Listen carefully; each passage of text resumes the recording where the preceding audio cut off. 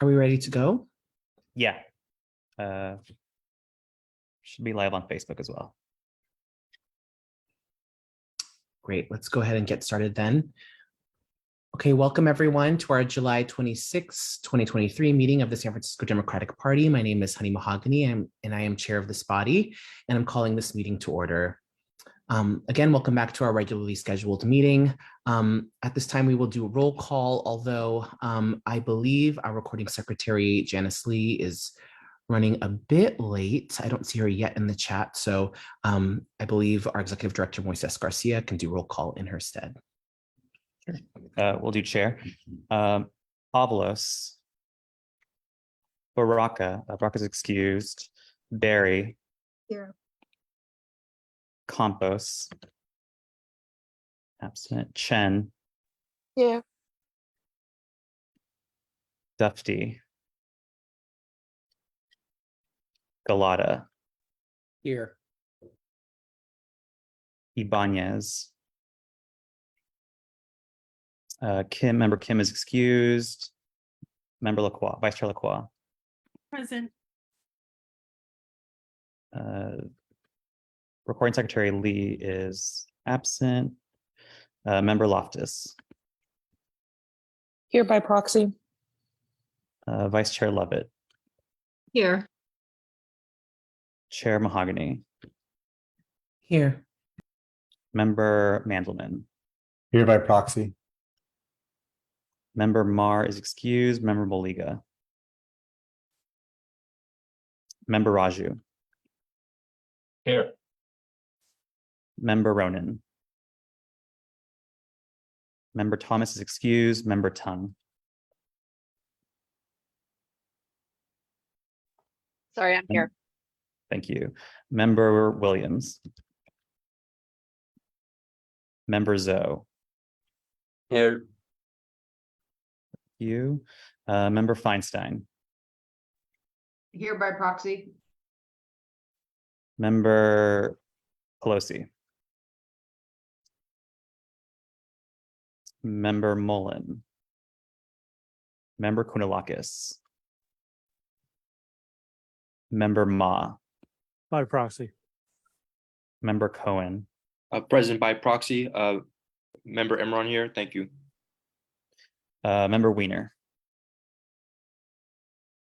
Member Haney. And Member Ting. Right, Chair, you have a quorum. Wonderful. Thank you so much, Executive Director Garcia.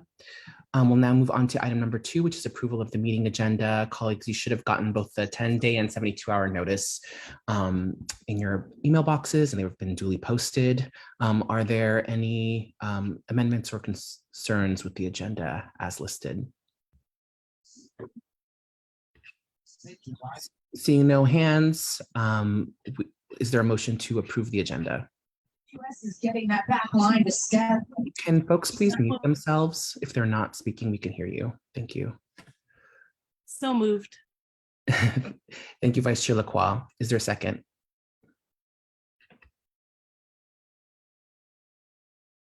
Second. Thank you, Vice Chair Galata. All those in favor say aye. Aye. Aye. Any opposed, nay. Any abstentions? All right, the meeting agenda has been approved. We'll now move on to the approval of the meeting minutes. These were also included in the 72-hour and 10-day notice. Are there any notes or concerns about the meeting minutes from the last meeting? Seeing none, would someone like to make a motion to approve?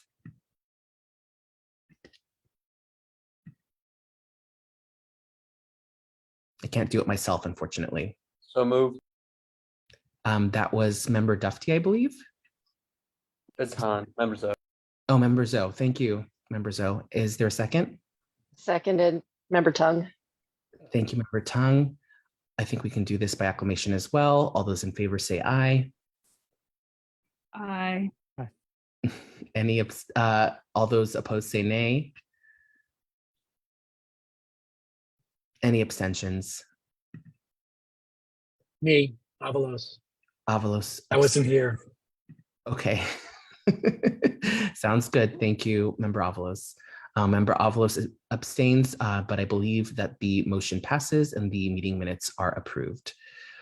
We'll now move on to general public comment. For this portion, we will pass it on to our Executive Director, Moises Garcia. Thank you, Chair Mahogany. Before we start public comments, I wanted to note that you all received a packet with written public comment as well. We received about 37 written public comments. So those you've received those. And so let's start ahead with this public comment portion. If you would like to make a public comment, please use the raise hand function, which can be found at the bottom of your Zoom screen. If you're listening to this meeting via your phone, please dial *9 to enter the queue. If you encounter any difficulties, please email info@sfdemocrats.org. Each member of the public will have 2 minutes to address the SFDCCC. Associate SFDCCC members have floor privileges and may exceed the 2-minute time limit. I'll promote you in the order that I see your hand raised. Please note that Zoom will notify you when you're being promoted to a panelist. Click join as a panelist to give public comments.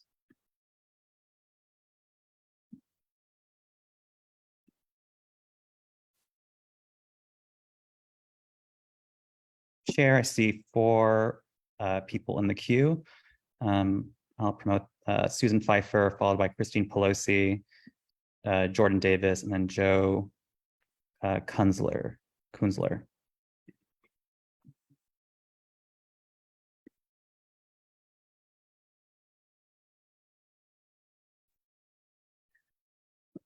Had to get my face up there and unmute. Good evening, fellow Democrats. How are you? I'm reporting on a couple of things tonight. First of all, we had another very successful phone bank this afternoon, making calls to voters in Ohio to defeat the evil special election that the Republicans have come up with. If you don't know the issue, the Ohio Democratic Party has succeeded in getting a proposition on the November ballot. The signatures on their petitions have been verified. It will be on the ballot in November. And this is to codify Roe in the state constitution, just like we did here in California. For over 100 years, Ohio has had a majority rule, meaning 50+1 would pass such a bill. The Ohio Democrats went, oh, hell no, you won't. So they declared a special election on August 8 with one thing on the ballot, and that is to change the rule to a 60% majority in hopes that the November ballot measure will not pass. So the Ohio Democratic Party has been in high gear, and people like us have been helping all over the country, calling voters to first make sure they know about the election, and secondly, make sure they will vote no, and thirdly, make sure they will vote. I've been surprised and pleasantly surprised at the turnout we've had. We've only been doing Wednesday afternoon from 2:30 to 4:30, and we have had between 9 and 12 people showing up, which for an in-person phone bank midday on a weekday has been really good. And people are coming in repeatedly. And the response has been promising. And we think this is that this will fail in August, and then the proposition will pass in November. I just set up some GOTV dates today, and I'm waiting for a few people to confirm if these work. And it will be Saturday through Tuesday, August 5th, 6th, 7th, and 8th. Saturday and Sunday would be 10 a.m. to 2 p.m., which would be 12 to, 1 to 5 in Ohio. And on Monday and Tuesday would be 1 to 4 our time. The Saturday, Sunday would be 2 shifts. So you could choose 10 to 12 or 12 to 2. And as soon as I get everybody's agreement, I'll start sending that out, because we need a really hot and heavy win right away to set the tone for next year. Next up, after that, part of the Bay Area Coalition, we will likely be making calls to Virginia for the state races. We are now 1 vote shy of a majority in the state Senate because a Democratic senator, flipped to Republican last year. So we got to get that back. And Danica Rome, who many of you know of, who has been a huge success in their House of Delegates, which is like our assembly, is now running for state Senate. And we want to see her elected. She's an amazing legislator and elected official. So those will be coming up next, and we'll be posting days and times. We'll probably do more weekends for that. And then lastly, I have exciting news. Moises sent out an email late today about the California Democratic Party Organizing Committee. We now call it the Forever Organizing Committee because we will be forever organizing. And it's a huge improvement over the committee in past years. We're actually doing the work. There are 4 different areas that they want to concentrate on for next year. Only one of them will be for our area, and that will be the Central Valley. The other 3 are Southern California races. So the Southern California Democratic Party chapters will be taking on those. We will be doing phone banks and setting up field trips to the Central Valley. We're doing CA 22 and CA 13, which we didn't work on as much last year. And they have a concierge service that we can take advantage of for people going up there to canvass and voter registration, where they will help set up carpools in the area, help finding lodging.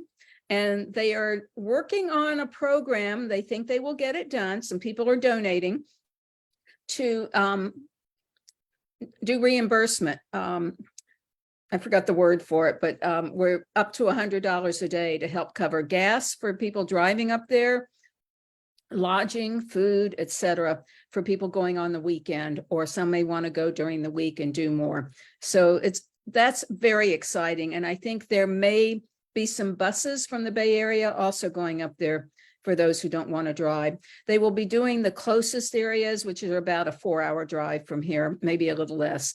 So we won't be going to the farthest areas. And that leads into something that Moises sent out earlier, saying the organizing committee has really been given new muscle this year, and they've expanded the list. So anyone who is a delegate to the California Democratic Party can join that list. We need about 40 more people. And that's so we can implement the programs that they're working on, and we can win in the Central Valley for us. We will be calling into those districts this year soon to do issue information calls, asking people what issue is most important to them. It tells them that the California Democratic Party cares about them, is interested in what they think, helps us clean up the list, etc. Because until the primary is over in March, we won't have confirmed candidates unless only one candidate runs in each of those districts, but it's looking like it will be competitive. So we will be doing that. And lastly, moving away from that, I am still doing Cover California. And many of you may have constituents or friends who ended up being able to take advantage of Medi-Cal during COVID. Income levels dropped, they expanded the rules on it, and a lot of people got free healthcare through Medi-Cal. That has ended, and what this Cover California is doing is they are going through and reevaluating many of those people. And if they are seeing income has gone up to a threshold for a Cover California account, they are notifying people that they are canceling their Medi-Cal. And I'm still an enrollment counselor and can enroll people in Cover California. So if any of you that are supervisors and work for them, or just are involved in clubs, etc., if you know anyone or have a constituent who is losing or has lost their Medi-Cal, please have them get in touch with me, or you can, and I can reach out and make sure I can give them the help they need to enroll in a Cover California account. With COVID making a bit of a comeback, we don't want anyone not having health insurance. So that is my report tonight. Sorry it went long. Thank you for your comments, Susan. I'm going to go to DNC member Christine Pelosi. Before we do that, I just wanted to mention to the public that we do public comment all at once at the SFDCCC. So if you'd like to enter the queue, please use the raise hand function on Zoom. Go ahead, Christine. Thank you. And thank you, Susan, for sharing the news about Congresswoman Nancy Pelosi's headquarters, 541 Castro Street. So please come by and help phone. Also, the team there is ready and excited. We're already doing forever organizing, and now the party will be doing it too. So thank you all for that. I actually was coming on board to give you a brief DNC update. Today is the 33rd anniversary of the Americans with Disabilities Act. And as a co-founder of the Democratic National Committee Disability Caucus, I wanted to update you on some of our activities, as well as give a shout out to San Francisco's own Sasha Bittner, who is a member of the caucus, but also chairs the California Democratic Party Disabilities Caucus. So thank you, Sasha, for your work. As far as what the DNC Disabilities Caucus is focused on today, we are focused on amplifying the work we are trying to do to prevent cuts to Medicare, Medicaid, Social Security, disability insurance, and most importantly, to the aid that our most vulnerable receive. Either it's students through Medicaid in public schools. A lot of people don't know that unless you're associated with it, but actually students with disabilities in public schools often have Medicaid to pay for their special education or their counselors or their mental health needs. And when you have groups like the Moms for Liberty who are now saying that we shouldn't have mental health care in public schools, for a variety of transphobic and homophobic reasons of their own, we have to push back very strongly. There are some very strong bills that are coming up, some amendments that are coming up to the appropriations bills, as well as to the authorization bills, including just this week, in the House of Representatives and in the Senate, and certainly when they get back in the fall. So please be on the lookout. Thank all the advocates who helped pass the ADA, who strengthen the ADA, and who make sure that healthcare and disability justice go hand in hand. And I would not be remiss if I didn't also thank our friends in the veterans community, because the wounded warriors and the disability community coming together makes us stronger. In fact, our chair of the Disability Caucus is African-American wounded veteran nurse mom and Assemblywoman Harris from Delaware. So she does it all for us. And we appreciate everyone in the disability community for making the fight, and encourage all Democrats to have solidarity when it comes to fighting these draconian cuts threatened by the Republicans, and thankfully already threatened with a veto by President Biden should they occur. But let's try to make sure that it's not just about the money, it's about the value of independent living. It's about the value of treating everybody with dignity and respect. And it's about making sure that we understand that COVID was never over for persons with disabilities and won't be. So thank you, San Francisco Democrats, for listening and for all you do for disability justice. For your comments. Moving on to Jordan Davis, followed by Joe Kunzler, Jay Connor Ortega, and Delta Medina. Take it away, Jordan. Thank you very much. And I just want to piggyback on what Christine Pelosi said about the disability justice. And I want to also add, 33 years in, we need to think about single payer healthcare, because it'll really help disabled people enter the workforce. It will help, prevent a lot of confusion, because everyone knows the rules. And also, speaking of that, you know who I met at a Medicare for All rally back in 2021? Jupiter Peraza, who you are considering for a seat there. So I'm in full support of Jupiter Peraza. I'm glad that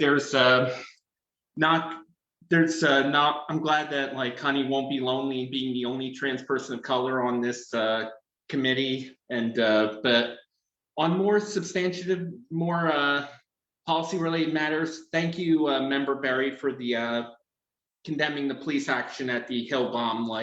It was really fucked up what the police did in arresting kids for just having a little bit of fun in their lifetime, kids have had to deal with a lot with the pandemic, and Hillbomb was a way to blow off steam. But I really think that in that way, like we needed to respond in a non-carceral way, and I'm fucking pissed that the police are responded in that way. And that's why I think we need to fucking defund the police, because I think you call it protecting and serving, and I think it's bullshit. And I'm just like, so it's just so disgraceful to see what has transpired. It's so disgraceful to see so many people like, speaking in favor of incarcerating children for having a little bit of fun. And of course, like, I really think that, like, when it comes to remote public comment, this should be for San Francisco residents only, not from people like, say, from Central Woolley, Washington. So yeah, that's just my comment. I made comments on a lot of things, so I yield my time. Fuck you. Thank you, Jordan. Next up is Joe Kunzler, followed by J. Connor Ortega. Thank you. I'm sorry that my video is not working. I'm going to have to, I don't know what's wrong here, but I'm going to have to turn it off. But, a few thoughts here. First, I want to take this opportunity to thank the Pelosi family for their many years of public service and sacrifice for our great country. I don't think they hear enough thank yous from the American people. And yes, I do live in Washington State, but I have many friends in the Bay Area. And I really don't think that you or the Board of Supervisors, for that matter, who are loyal Democrats, hardworking Democrats, should have to be spoken to the way the last speaker spoke to you or to them.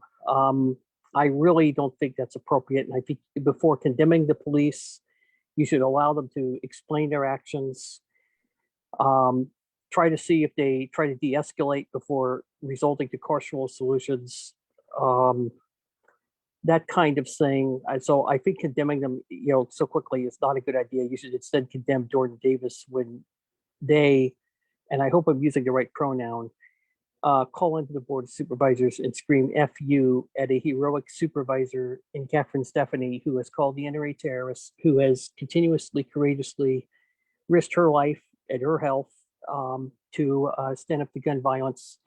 And as a gun violence survivor, I'm deeply grateful, and I feel an obligation to come down here and sound the alarm, because I am not just a gun violence survivor. I am a former Republican in the can, current partisan, moderate Democrat who is mad as hell at the Trump administration and mad as hell at the MAGA nuts who want to cut gun violence research. I think instead of condemning the police, you should pass a resolution declaring November 13th Catherine Stephanie Day, where we all do gun violence prevention advocacy and demand that we double the funding in gun violence research, and that we tax the guns, and that we also build the Catherine Stephanie Center for Gun Violence Research at the University of California, San Francisco, and really invest in gun violence research, because some of the findings we found already have led to policies that save lives and reduce gun violence. And that's why the far-right MAGA want to come in and attack our country. Thank you for your comments. Thank you. Next up is J. Connor Ortega, followed by Dildep Medina and Donald Graves. Go ahead, J. Connor. Oh, good evening, everyone. I also want to echo Joe's words in thanking the Pelosi's. Nancy and Christine have done so much in their time here representing us in Washington and, of course, in the state. So thank you, Christine. Thank you, Nancy, for all that you do and continue to do. But good evening, my fellow Democrats. I know that a lot of you already know me, but for those who don't know me, I am J. Connor B. Ortega. I'm a very proud Democrat and, of course, a co-president of Iconic D3 of our fantastic city. I am here to urge you, my fellow Democrats, not to only reject DCCC member Gloria Berry's resolution, but to reestablish support of SFPD.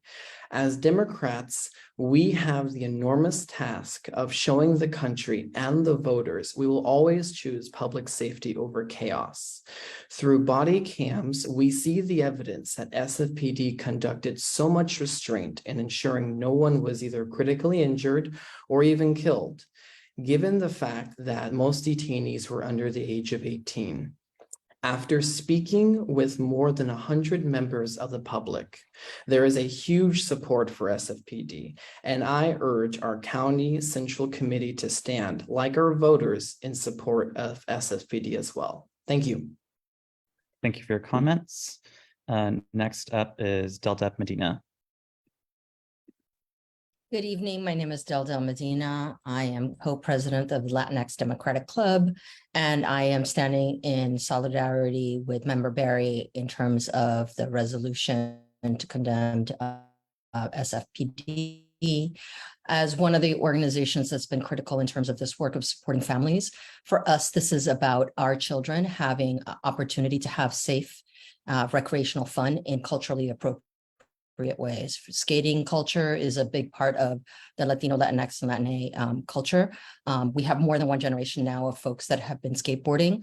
And while it might be called a hill bomb, the reality is that this was a community engagement that was self-organized by young people for young people. In the moment of the summer in which parents are always looking for kids to be able to have fun with each other in ways that are safe, it was really disappointing to see that San Francisco Police Department, rather than create a culture of safety and connection with our communities in a critical part in the mission, they chose to set up systems that actually created harm and now have created trauma.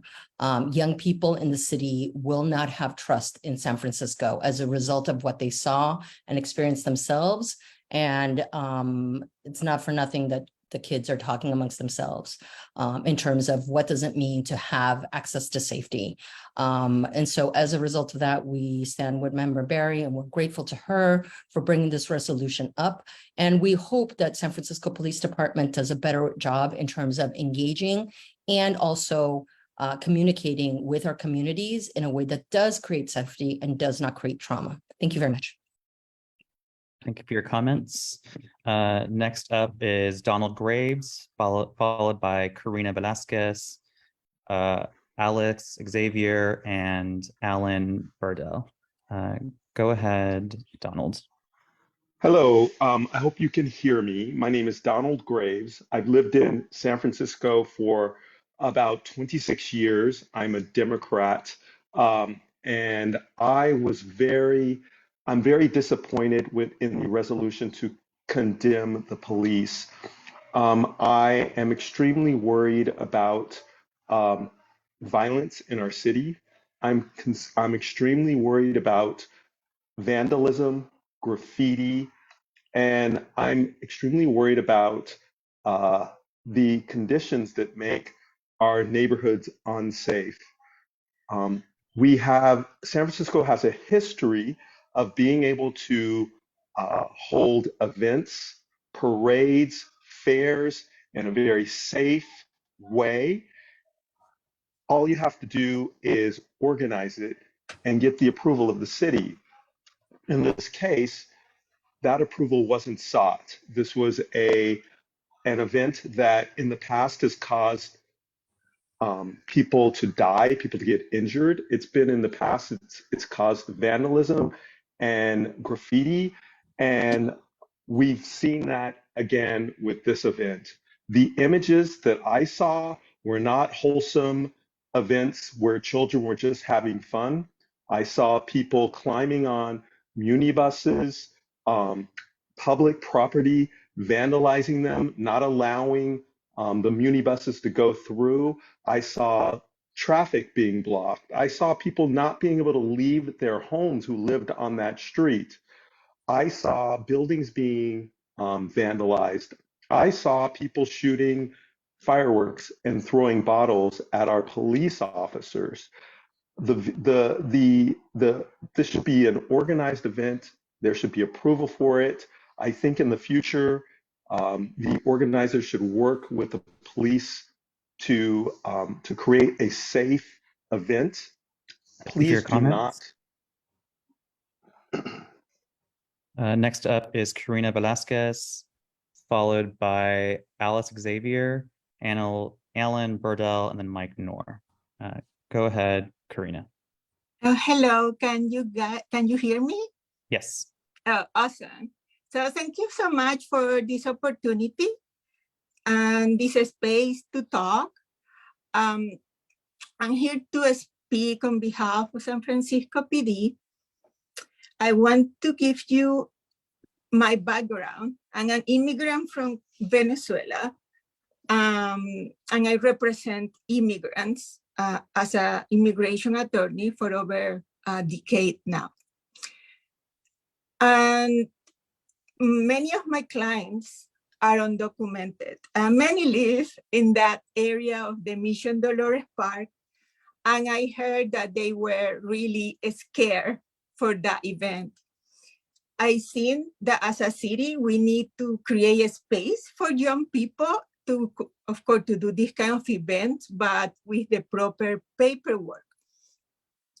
And of course, I believe in Venezuela, I cannot even call the cops if somebody raped me or raped a little girl. So you have a police force that is there for you. It's there for me when I need to call them. And it's there for my clients because they are the ones signing U visas, T visas that are trafficking in humans and the certification for victims of domestic violence. For over 10 years, I've been practicing nationwide, and I can tell you San Francisco PD is there for us, for the real people of color. So please, please, please, let's be adults. Let's care for each other in a really meaningful ways. So thank you so much. Thank you for your comments. Next up is Alex Xavier. Hi, I'm a Democrat and a lifetime San Franciscan. I'm calling in support of police action taken at the skateboarding event recently. I really think the police should be able to do their jobs at any event. It's not considered a free-for-all for everybody to come and do as they please. I don't see why people would object to allowing anarchy or would allow anarchy in our neighborhoods. The damage was extensive to the neighbors, and the damage done to the muni buses was considerable. Some of these children had guns and knives, and people were injured. An officer was injured, and neighbors were threatened. There are laws that protect our neighborhoods, and I really feel like we should protect our neighborhoods. The DCCC should support our needs and protect the citizens from violence and destructive behavior. I see the decline of the city. I mean, as a senior, I feel that our city is in deep decline. We really need to focus on safety and start enforcing some of these laws. We can't just do anything we want, and too bad if you can't keep up with everybody. I just want to have public safety intact for my family and myself. Please support the officers as we do. Thank you. Thank you for your comments. Next up is Alan Burdell, followed by Mike Knorr, and then Abigail Sawyer. Go ahead, Alan. Thank you. My name is Alan Burdell. I'm a 30-year resident of the Castro. I'm representing a neighborhood organization called Active 8. Members of Active 8 proudly call Raphael Mandelman our supervisor, and we're appreciative of him and his representation. We don't feel the same way, though, about this committee sometimes. At the moment, we don't feel proud of our San Francisco Democratic County Central Committee. We feel quite the opposite. As a matter of fact, our Active 8 members wholly, fully, and completely reject this resolution to condemn the SFPD's response to this so-called Hill bomb event. This is nothing more than a resolution to defund the police. In fact, our members think it's far worse. Our members see this as a discrediting of the police. Parents of children who are arrested are fully responsible for their children and their children's arrest. Numerous backpacks were found filled with spray paint. They were seized by police officers. Many backpacks, though, were filled with the paint and not seized. The many attending this Hill bomb event clearly came to cause this kind of trouble, and the SFPD responded responsibly. The resolution out of this committee tonight should be to see that everyone detained who defaced our public property be made to clean and restore that public property. That is the resolution that should be voted on tonight.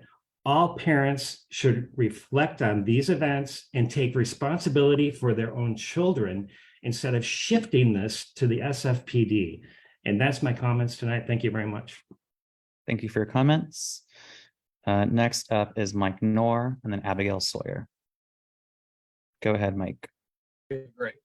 My name is Mike Knorr. I work with La Playa Council out in the Outer Sunset.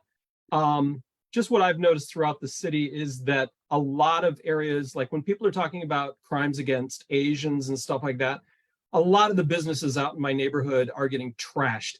Kids are getting up and tagging the windows. They're tagging, the tops of the buildings. They're making these people's businesses look horrible. And it's costing a lot of money for those business owners then to have to repair the damages. And the city even fines them if they don't. So when I saw that the muni buses and the vehicles were painted the way they were, there needs to be a more concerted effort by the city to talk to the schools maybe and make an awareness. Hey, if you get caught spray painting or vandalizing businesses, you and your parents are going to buy the paint and you're going to go make repairs for whatever was damaged. If people don't realize there's an accountability for their actions, it's going to cause more problems for those kids when they get older. And maybe we should have the police spend 4 hours a week going to the local schools and building relationships up with the students to get that camaraderie between the students and the principal. When I was growing up, every Friday we would go to the place called The Joint. It was below the police station, and they would have dances, and the spouses of the police officers would be there, and we got to know the police officers. We got to know their wives. You built trust up. I think there needs to be more communication between our officers and these kids and their parents, if possible. So anyway, that's what I have to say. Thank you for your comments. Abigail Sawyer is last in the queue, Chair. Go ahead, Abigail. Hi, can you hear me? Yep. Okay, good. So I do want to speak against the police response to this event. I feel it was simply an overreach. I understand the importance of public safety. I don't love tagging or anything else either. But, to show up in riot gear and squeeze in on a bunch of kids and some adults who happen to be walking by and, now have them faced with some criminal records really seems egregious in this regard. I don't think it's actually addressing a lot of the problems that folks who are speaking up in favor of the response are talking about. And meanwhile, I see a lot of other problems that are going unaddressed in this city. As has been mentioned, you can't seem to find out how to squeeze in on fentanyl dealers. And I see a lot of presumably underage prostitution going on in my neighborhood. I see it on Shotwell at night when I go back and forth. If it's after dark, there are people at 21st and Shotwell who are selling sex. And I think a lot of them are underage and being trafficked. And so I'd like to see some attention to that. And this situation just really doesn't rank for me. I understand that, it's potentially dangerous and there was, some property defacement and everything. I don't understand the entire sequence of events, but this isn't how I like to see my public safety dollars spent. I do want to back up Mr. Knorr's suggestion that there be more community involvement and community participation so that there's more trust within the communities, but this is certainly not the way to build it. I am a mother of two adolescents, and they and their friends are feeling even more unhappy about police response in this city and even less trustful of police. And, neither of my kids have a criminal record or were involved in this or anything else, but this is not the way to promote unity and positivity in the city. Thank you for your comments. Chair, there are no more callers in the queue. Thank you so much, Executive Director Garcia, and thank you to the members of the public who called in for this public comment today. We'll now be moving on to item number 5, which is the appointment of Jupiter Peraza to the San Francisco Democratic County Central Committee. I would like to first say that actually, I think we need a motion to consider this item. Can we have a motion for that? So moved. Thank you, Vice Chair Galata. It's my pleasure to make the appointment of Jupiter Praza to this body. As many of you know, our former treasurer, Member Morales, stepped down from the DCCC. And so we have been down one DCCC members for the last couple of meetings. And, you know, I thought long and hard about who would be a great replacement for Carolina. And I couldn't think of anyone better than Jupiter Praza. A couple of things about Jupiter that I know that she will expound upon. I've gotten to know her very well over the last few years, first through working at Manny's, and then through her work with the Transgender Cultural District, her organizing around Trans History Month here in San Francisco, and much, much more. You know, she's an incredible person. She represents so many communities, whether it be the trans community, the Latina community, and also the undocumented community. She's a recipient of DACA. And so I know that it is incredibly important to have folks with all of those backgrounds represented on this body. And especially, we also need folks that do the work. And Jupiter is a fellow Capricorn, someone who I know has her finger in a lot of pots and does an incredible job in juggling it all. Lastly, I just want to say that, you know, it has been an incredibly trying last few years for the trans community. And for those of us who have been doing the work, whether it be through politics or through community organizing, have had to do so while facing a barrage of attacks in the public eye, you know, every day on the streets. It is an incredibly hard thing. And yet we also know that in order to combat this, that we need to put forward positive images of trans people. We need to show up in all of these spaces to do the work.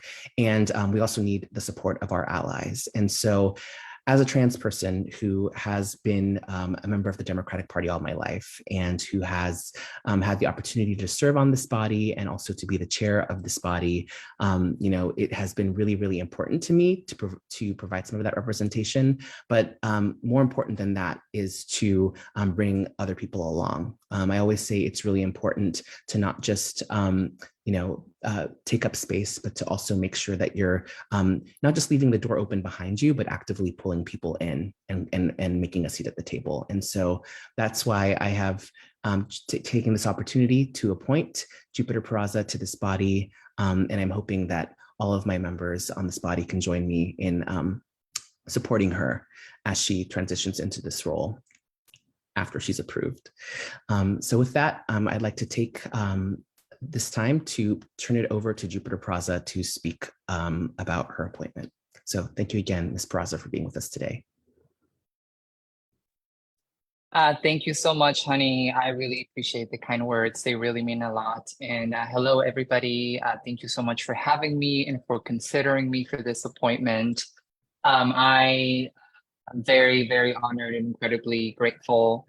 I wanted to share some background as to how I got here. I got involved in local politics and organizing during a time in which I was very scared. As an immigrant with a documented status, coming of age during the presidency of Donald Trump was terrifying. I had just started college when Trump and his attorney general, Jeff Sessions, terminated DACA in 2017. Not only was I afraid for myself and my future, I was also afraid that I wasn't able to help my family. Aside from graduating from San Francisco State University with a degree in international relations and political science, I saw politics, local politics, as an outlet to voice my frustrations, but more importantly, to teach myself the knowledge and the skill set that I knew would temper my fear and repurpose it into courage, advocacy, and action. I started working at Manny's in the Mission when it first opened. It was where I garnered my political education that I have carried with me and that has served me so much. And after working at Manny's for over 2 years, it all culminated when I co-led a national virtual phone bank with the amazing Susan Pfeiffer, who is in this call, in Democracy Action, to elect Joe Biden and Kamala Harris in 2020, along with mobilizing over 1,000 San Franciscans to phone bank, text bank, and write letters to swing states. After Manny's, I moved on to the Transgender District, and as Director of Social Justice and Empowerment Initiatives, I wrote the draft proclamation, which it's a very proud accomplishment of mine, to designate August as Transgender History Month in the city of county of San Francisco. In 2021, Mayor Breeze signed that proclamation, ushering in the nation's first Transgender History Month. In the year after, in 2022, Santa Clara County followed, which I am very proud of that. And earlier this year, I also had the honor of being elected a delegate to the California Democratic Party, representing Assembly District 17, Assembly Member Matt Haney's district. And now I am managing a statewide coalition on behalf of Open House with the Citrus Research Institute at UC Berkeley, the California Department of Aging, and UCSF on what is set to be California's first baseline study on the aging experience of LGBT Californians. I am very excited with the process and the journey of crafting and creating that study. And I am sure that in the coming months, it is going to snowball into further legislation to ensure that we are protecting our LGBT community as we are aging with dignity and grace. And last but not least, I wanted to say that there is so much more that I want to give to my community, but I am hindered by my immigrant status. I cannot vote. I've actually have never voted, or I am unable to hold certain political roles because of said status. And with so much anti-trans rhetoric permeating national politics at this time, some in the trans community, we are called to lead into our ward of these attacks. And I recognize that my community calls for my leadership during this tumultuous phase of history, not just for trans people, but for the LGBT community as a whole. And with the little rights and privileges that I have, I will show up regardless. It has not stopped me, and it will not stop me. And during such a dire moment in our existence, my immigrant diaspora coalesces with my trans identity, instilling in me a very beautiful and powerful and unwavering drive to attain my ability to be heard and to be seen. And this appointment to the SFDCCC symbolizes commitment, both of my journey to further myself away from the state of fear and towards advocacy, leadership, and liberation, along with that of this chapter's commitment to uplift transgender voices and leadership, which I believe is incredibly critical at this time. I wholeheartedly believe that the Democratic Party should be doing more to uplift and empower trans voices. And who else than the pioneering SFDCCC? So thank you so much for your consideration for me to be a part of this body. I am truly honored. Thank you. Thank you, Ms. Peraza. At this time, I would open it up to my colleagues to make a motion in approval of this appointment.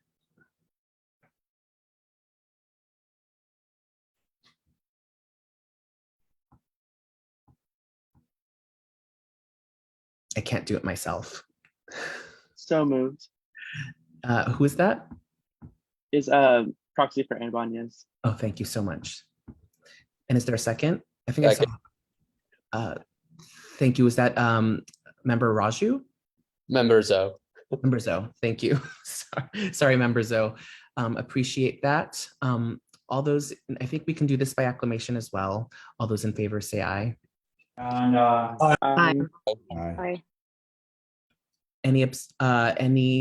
All those who oppose say nay. Any abstentions? Member Barry abstains. Is there anyone else who would like to abstain? All right, seeing none others, congratulations, Member Peraza. You are now a member of the San Francisco Democratic County Central Committee. Congratulations. Thank you. Thank you. We will now move on to item number 6, which is reports.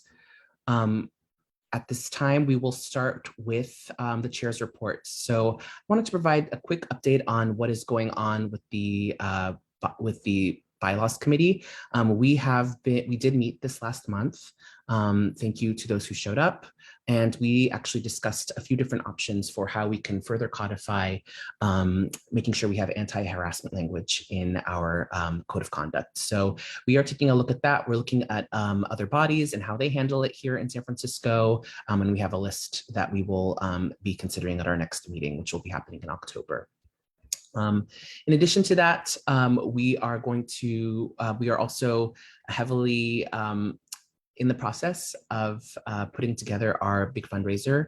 The date that we currently have is has actually been moved to September 30th. And I mentioned this last time, but it will again be at the Palace Hotel.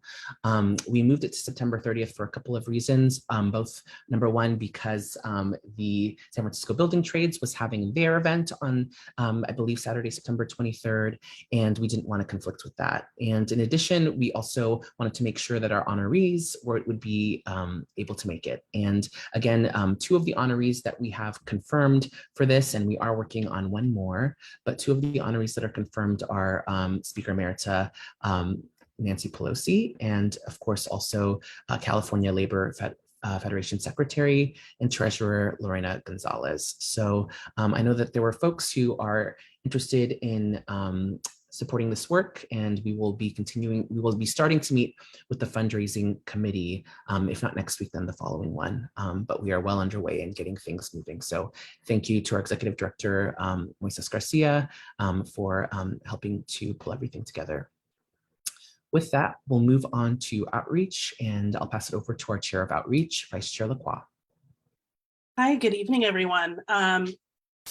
I am excited to announce that this Sunday we are participating in Sunday Streets in Valencia. It's a bit of an earlier start. Sunday Streets begins at 11. So if you would like to join us in tabling, myself, Vice Chair Galata, our interns so far, then please reach out, let me know. We can slot you into a time that works best for you, or you can just let me know what time works best and come through. The communications committee met a little earlier today. I won't spill too much of what was discussed, but we're hoping to expand our outreach into digital spaces and kicking some of that off during Sunday Streets in Valencia. So if you want to check that out, please come by, even if it's just to say hello. That would be greatly appreciated. Thank you so much. And I'll turn it over to our next vice chair for their report. Well, great. Thank you so much, Vice Chair Lacroix. Thank you for all of your work. And we will now move on to, voter registration. Unfortunately, Vice Chair Brock, I believe, is on vacation and wasn't able to make it to this meeting. So we'll move on to communications with Vice Chair Galata. Thanks, Chair Mahogany. Good evening, colleagues. For efficiency, I'll combine my kind of partnerships update and communications together here. So I just want to thank Susan Pfeiffer, Christine Pelosi, Team Pelosi for keeping the doors open in the neighborhood office and having volunteers come in and make those calls to Ohio. It's great to hear just the success in the past few weeks and the outreach that's underway. We've got a few weeks left. As Susan mentioned, this election is in early August. So just a few weeks left to make calls to get voters to oppose this ballot initiative that Republicans have put on the ballot to really mess with the November election and the November ballot when Ohio was looking to codify reproductive rights, similar to what we did here in California just last year. And so this is a really important race. And so we need to defeat this really, cynical measure in August to really clear the way for the voters to have their say in November. So the next few weeks really is when it counts. We have a mobilized link that I'm going to drop into the chat for folks if you're able to sign up. The phone banks right now are on Wednesday afternoons from 2:30 to 4:30 because we're calling, across the country. So the time difference, we have to have the phone banks earlier in the day to reach voters. But as Susan mentioned, there'll be some GOTV, hopefully time slots leading up to the election.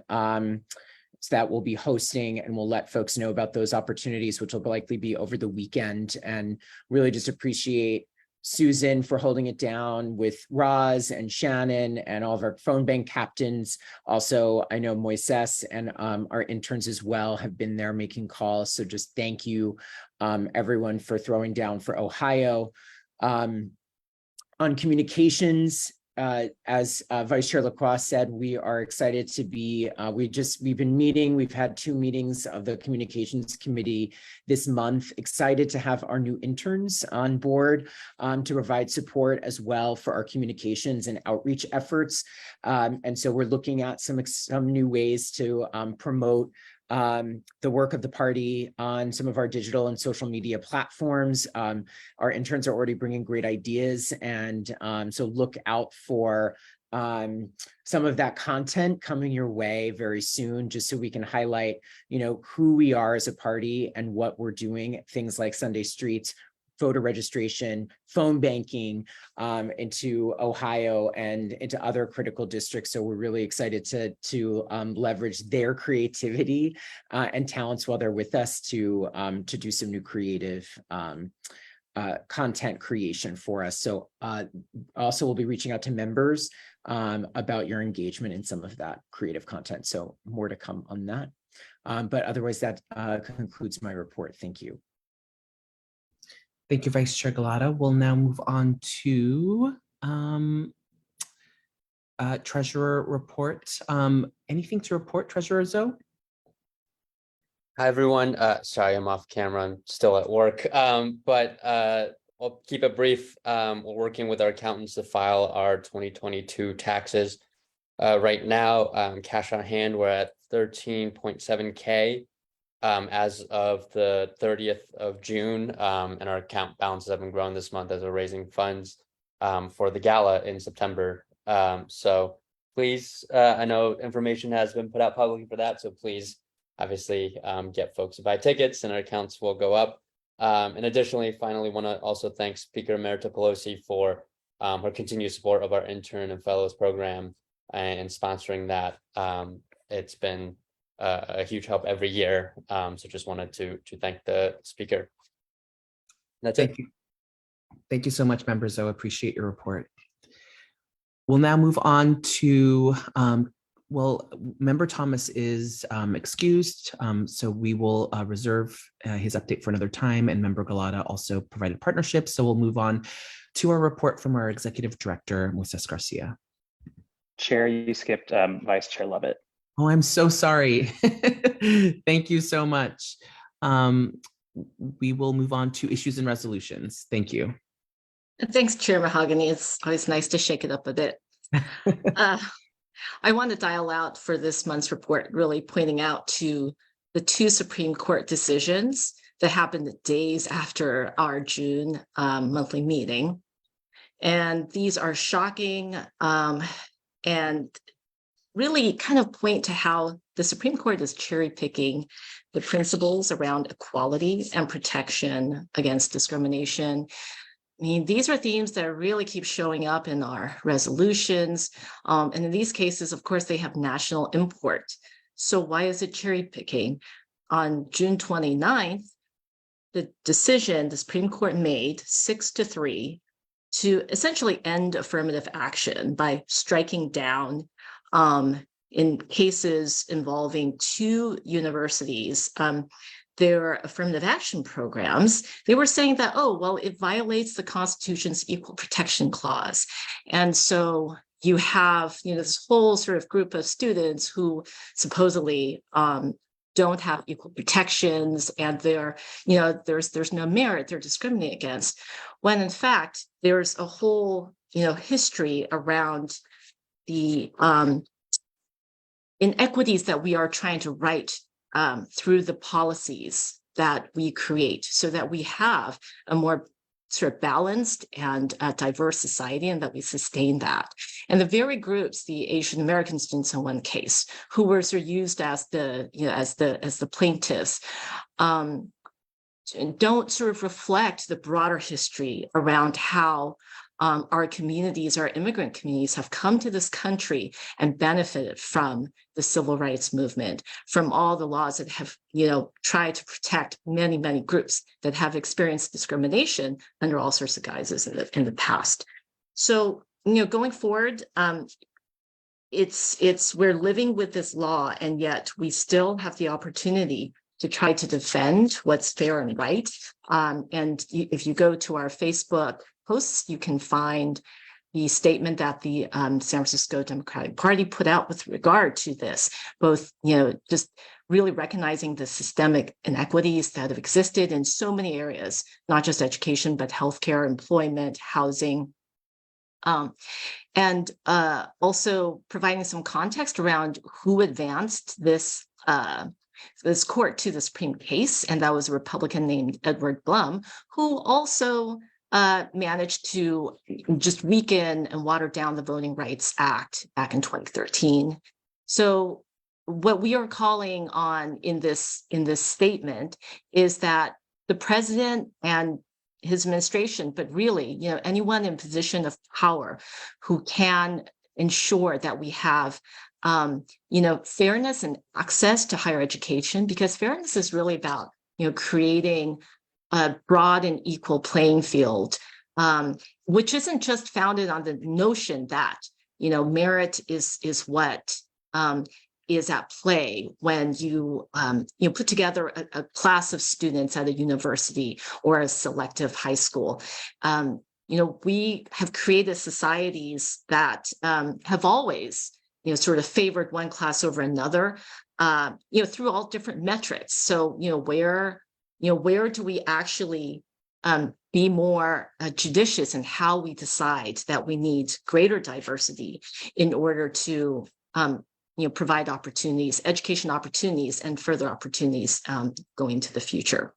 So that was one decision. And then the other was with regard to the Supreme Court ruling on a case involving a Colorado web designer. In that case, the Supreme Court actually said that it is okay to discriminate, and that you can actually throw out state laws that protect residents from discrimination. So it completely sort of flies in the face of the previous ruling the day before, when you allow discrimination in certain contexts and not in others. And here's where there really is a call to action going forward into the November 2024 elections. Here's a chance for California to put ACA 5, a constitutional amendment, on the ballot, and just basically repeal the damage done by Prop 8. So essentially, when the Supreme Court, a very different Supreme Court, affirmed, LGBTQ marriage equality, we didn't get rid of what was on our books from Prop 8. And so if you have a Supreme Court that's going to, monkey with that, we can really see a slippery slope with all the decisions they've made. Then it's time to put something on our Constitution in California and just affirm these rights and stand together with our LGBTQ communities. I'll hand this back. Thank you, Dr. Mahogany.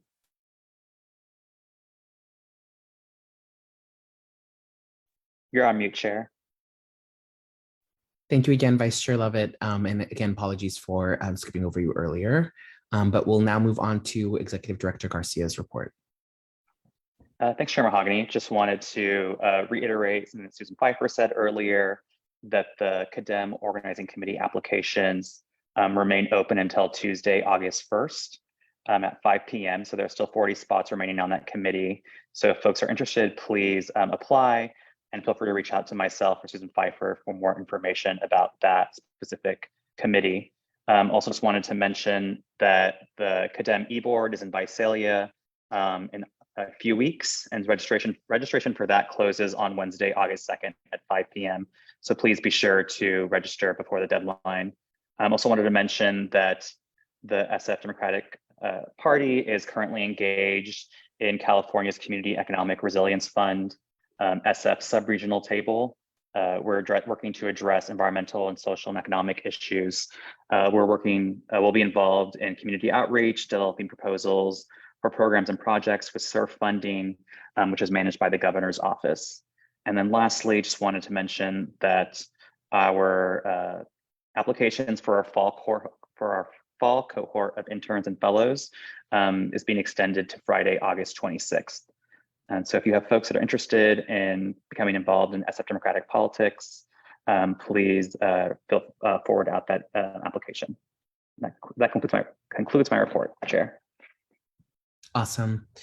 Thank you so much, Director Garcia. And I also want to echo what Member Zoe said earlier, and thanking Speaker Emerita Pelosi for, again, supporting our internship program so that we can pay our interns a living wage in order for them to do the work here at the San Francisco Democratic Party. We're very proud to be able to pay them, and it's all thanks to our Speaker Emerita. So thanks again. We'll now move on to a report from our CDP Region 6 Director, Henny Kelly. If she is on the call, I believe her hand is raised, maybe. I don't know. I did see her in the queue earlier. I just promoted her. Thank you.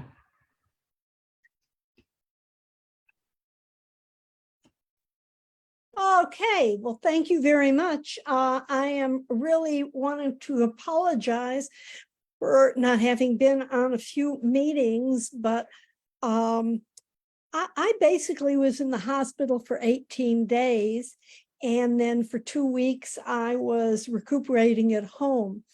The only bad thing about going to the hospital, and I really think it was a terrible thing, was that after 18 days of not eating, I didn't lose an ounce. And so I'm still the same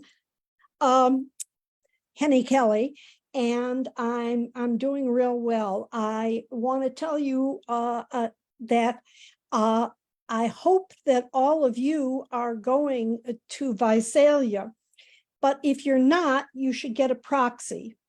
And if you can't attend, and but pay your dues for this.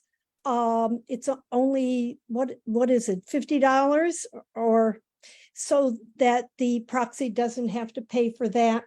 There are 3 or 4 hotels that still have some rooms in them, and I've checked, and there are a bunch of Airbnbs. I don't do Airbnb, but these things sound pretty good.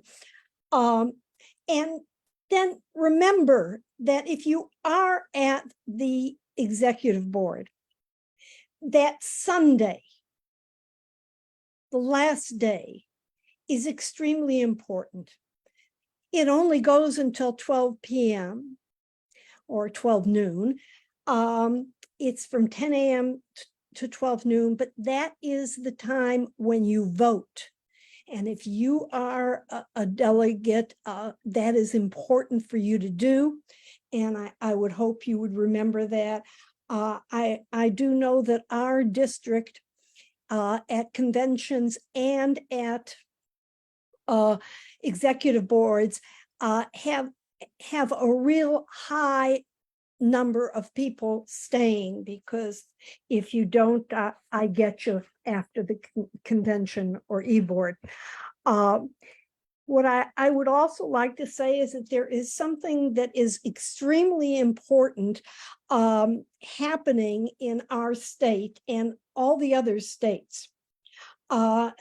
This is the anniversary of disabilities, the ADA, and we know that people are aging and the aging population is very large.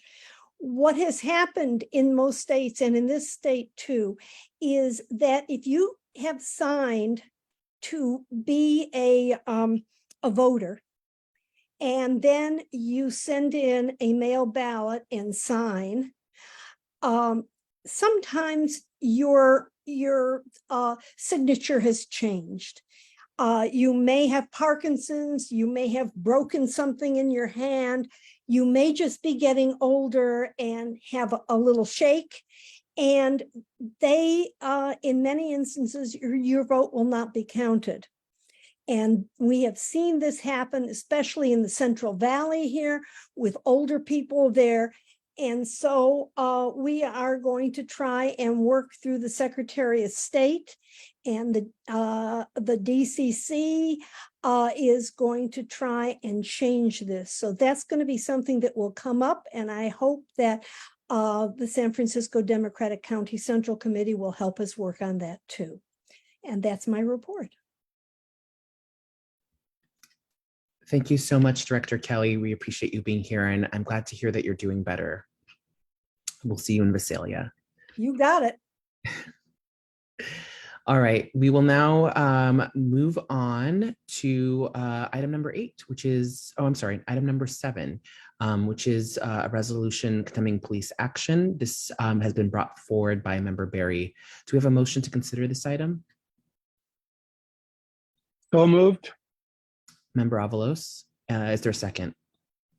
Second. I don't know who I heard, but I think it was Vice Chair Galata.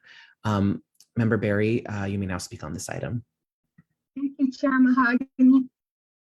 In the spirit of Sinead O'Connor, who passed away today, she was proud to be a troublemaker. Doing what is right is classified in a negative connotation. She was deemed a troublemaker because of her stance and lyrics about sexism, child abuse, famine, and police brutality. Members, I'd like to start off by explaining why arrest them all is dangerous. Arrest them all. One thing is triggering for those who have been falsely arrested or grouped into others that have done something that us as society do not agree with. For example, the same year Oscar Grant was killed, my daughter was at the San Francisco Civic Center BART station and some gunshots went off. The San Francisco Police Department announced over their radio for everyone to respond down in that BART station and arrest everyone who's Black. They held a gun to my daughter's head, made her lay down on the BART floor. She thought about Oscar Grant at that point and thought she was going to die. The next day, I found out the suspect was a Black man with dreadlocks.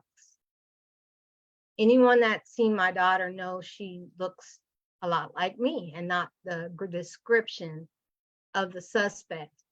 But she lives with that trauma to this day. I 100% agree that graffiti is awful. I cannot stand it. I've seen wonderful buildings in Italy where I was stationed for 2 years defaced, and I didn't like a lot of the graffiti I saw down at this Dolores Park event.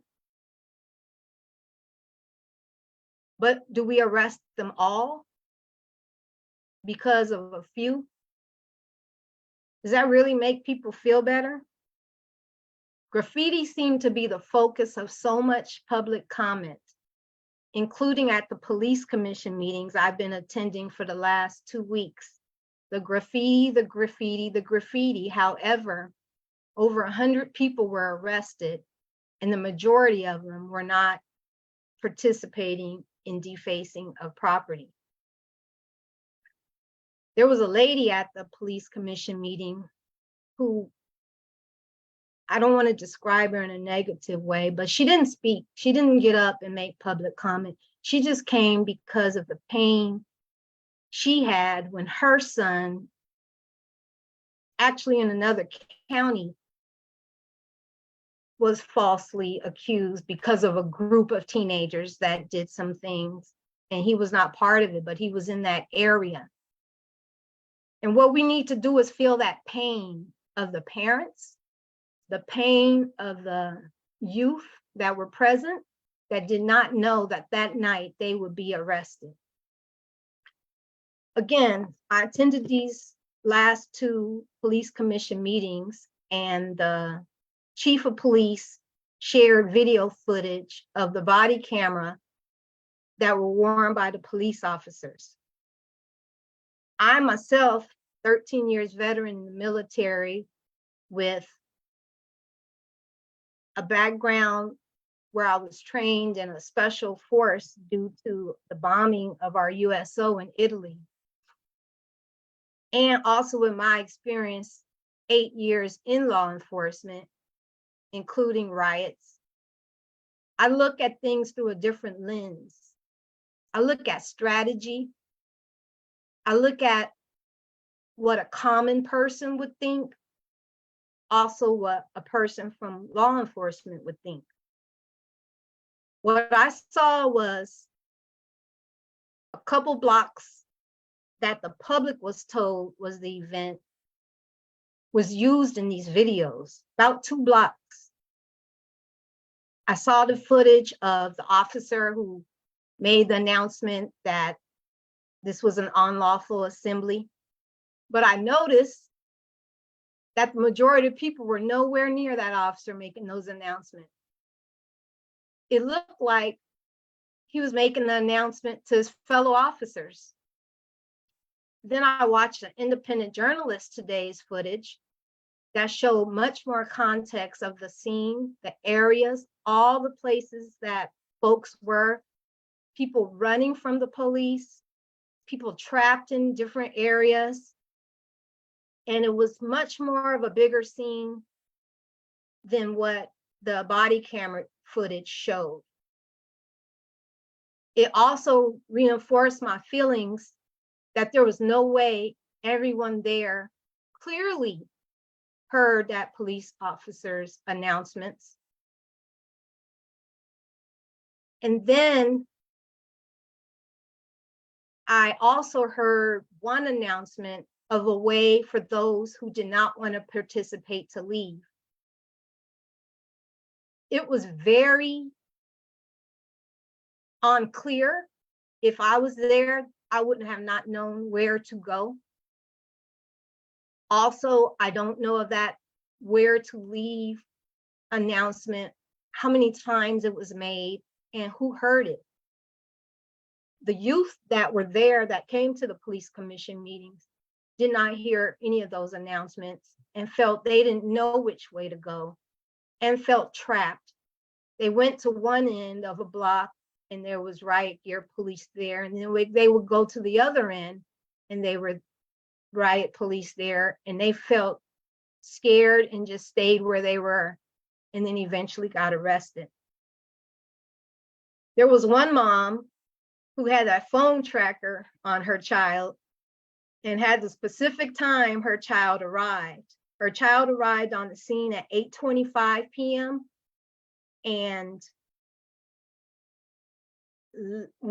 made it to the point where the crowd was at 8:45 p.m.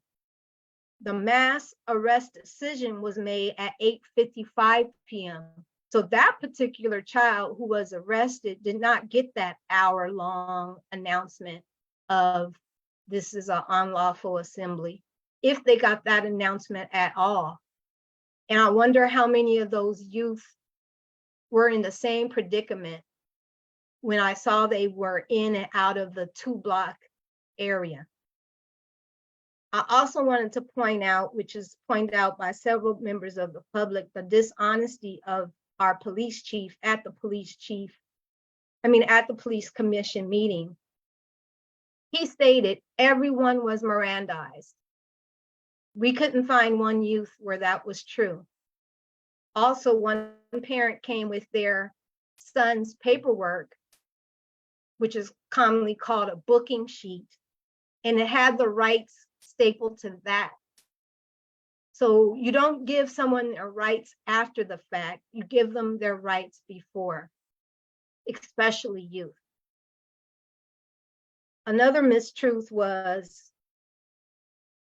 that all the youth were released to their parents. There were several youth that were not. Some youth released to their brothers or sisters. There was no verification of who those youth were being released to, which is dangerous and against policy. And the biggest issue I had was the humanity part about the verifying if these youth actually urinated on themselves. The chief said that they were going to review body camera footage to see if that was true.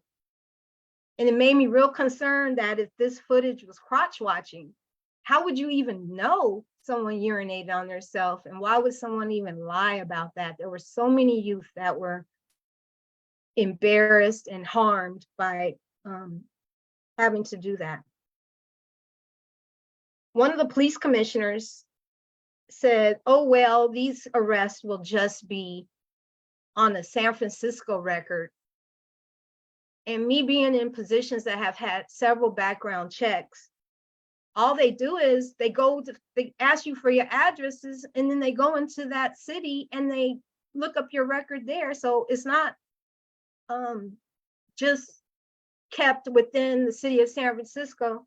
And even if it was, that's still not a oh well type of thing when it comes to having a record and being fingerprinted. And I know I got a lot of points I'm making, but I need to make them. I want to be clear why this is so important to me. Also, people love to yell out, just get a permit. Well, guess what? In the city of San Francisco, that's not always an easy process. A lot of it is based on who you know, money, and we know the permit system here in San Francisco has been deemed slightly corrupt. And what I wanted to emphasize is we can't cherry pick what rights people have. We can't cherry pick who gets something thrown out and who doesn't. We have supervisors, board of supervisors, even assembly folks who all the time unlawfully assemble to prove a point of what they believe in or to protest for a union. Different reasons. They get arrested, the case gets thrown out, and we don't hear anything about it. But we want to double down on these youth.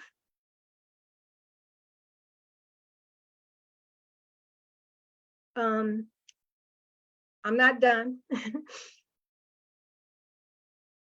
It's not the graffiti or the bottle thrower. It's the violation of rights and what those violations mean. We all have human dignity, or supposed to have human dignity. Well, rights are essential for upholding human dignity.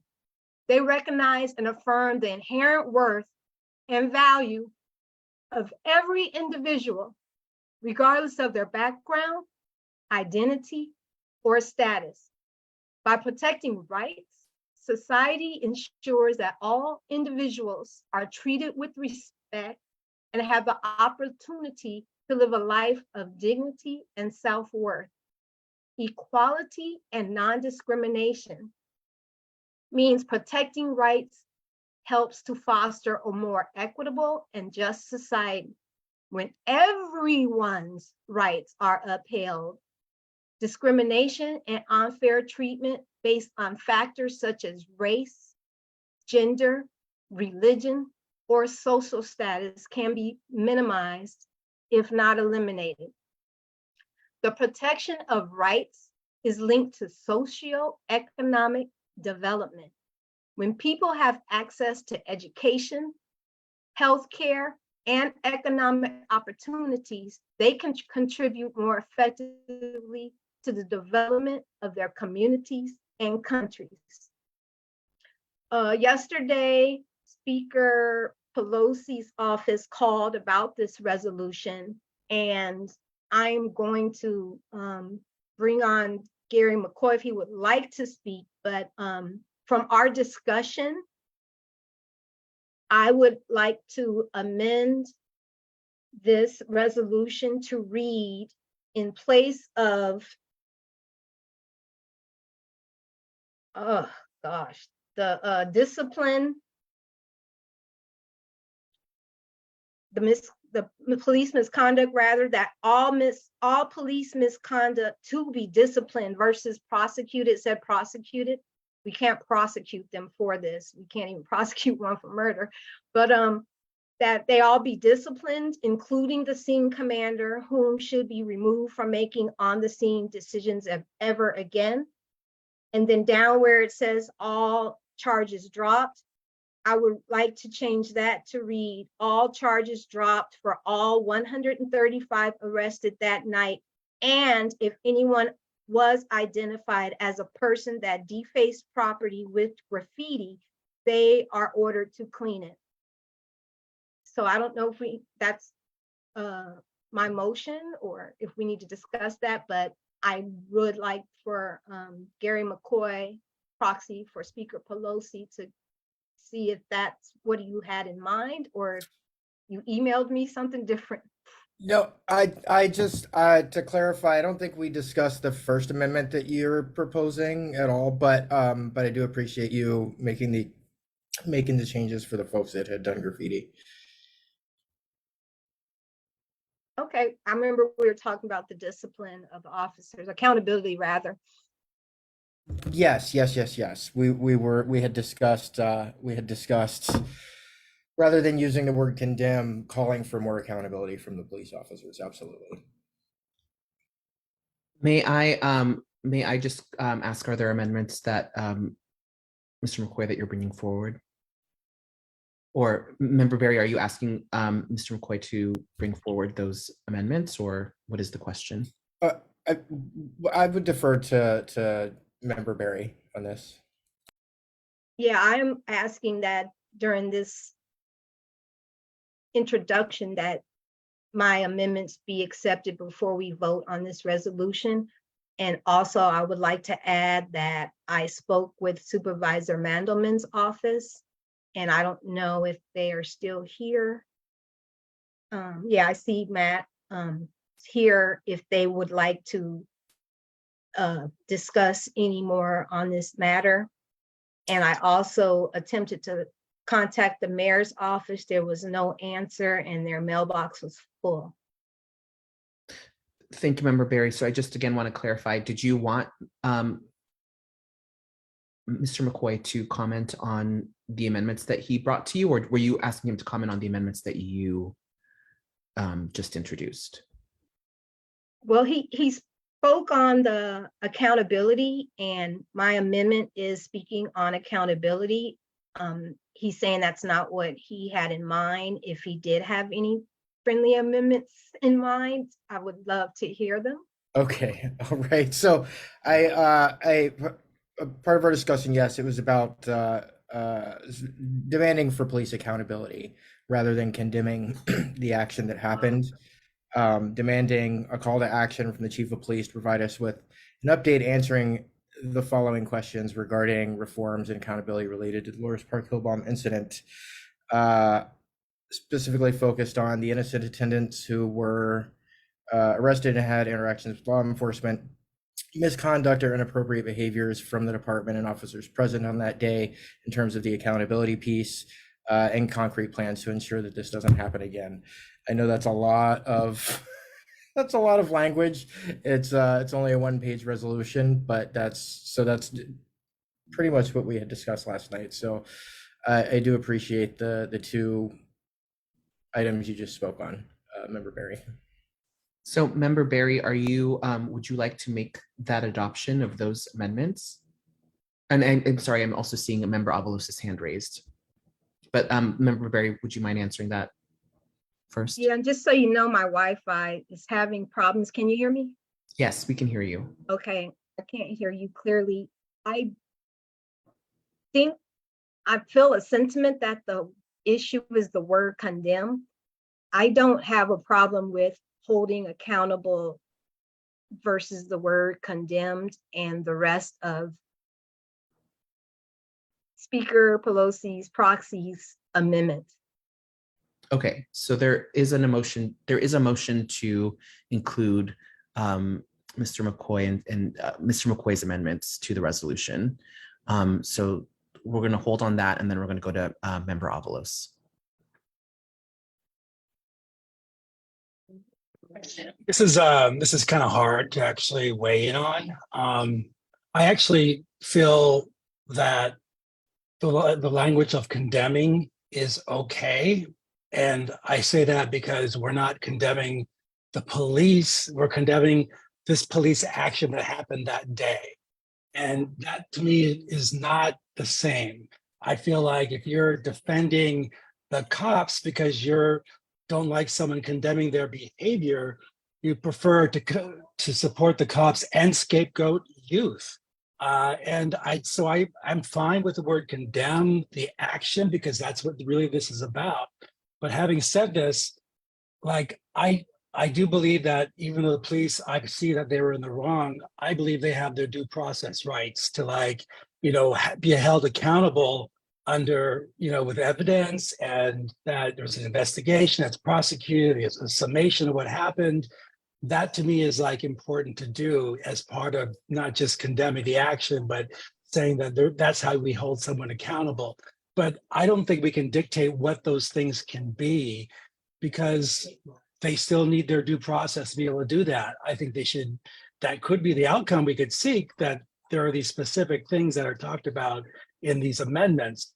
But I wouldn't feel comfortable supporting amendments that are specific to how they should be held accountable without their, having other steps in place. And I actually think that it's more in line with the Democratic Party to condemn an action like that and then have it and ask for prosecution or investigation prosecution and ask the DA and the Board of Supervisors to call upon the city to do that rather than us do that. Because we don't work for the city and county of San Francisco, and we don't have the authority to direct them what to do. So I want to support the legislation. And my amendments that I would prefer to do is that we don't be specific about the consequences. We call for, investigation and prosecution, and based on those findings, we hold them accountable to match what they have. And to speak to the resolution, I can hold off or I can speak about it now. I actually believe that a humane approach to supporting to handling this incident would not be so divisive, would actually help unite people if that was the right thing to do, rather than divide us about, what wrongs the youth had done to deserve what punishment they got, and how right the police were in actually being police officers. And so I actually, would prefer that we keep this simple, make a statement, and call upon the city to investigate, rather than saying what type of ending the investigation should lead to. And I want to thank Member Barry for bringing this forward, and her explanation of this. It was impassioned and feeling and true and right, and I just really appreciate that courage and honesty. Thank you, Member Avalos. Thinking of a way to move forward with this, did you feel, Member Avalos, that Mr. McCoy's amendment were you speaking in support? I just wasn't clear. I was not in support of changing condemn, but I could be in the minority there. But it was really that I think that condemnation is okay when we're condemning an action and a behavior, rather than condemning the police themselves. So I don't support, I'd rather keep the word condemn rather than be held accountable. Well, I'm actually not talking about the condemned part. I'm talking about the rest of it. It's actually in the chat, so maybe you can look at that. But I just wonder if that addressed your issues, the rest of what the amendment was.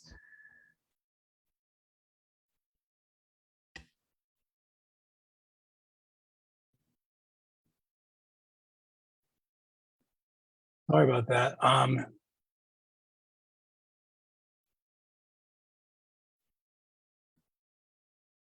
Yep, I'm totally good with that. Okay. I think it matches the second part of what I said. Okay. And I thank you for letting me indulge my. No problem. I just wanted to make sure we were all on the same page here. So so would this amendment be to replace the first resolved clause with this language? Let me double check real quick. I'm gonna say yes, but let me just confirm. Because the second one is really just to send it to the Yes. And Member Barry, would you, while he checks that, would you be amenable to that? To what there? To amending the resolution to include the language that's in the chat, which is the language I believe you were discussing with Member McCoy, to replace the first resolved clause. With number 1, the innocent attendance, I kind of not sure of that wording, because innocent to who? Perhaps we can just make that attendance and not innocent attendance.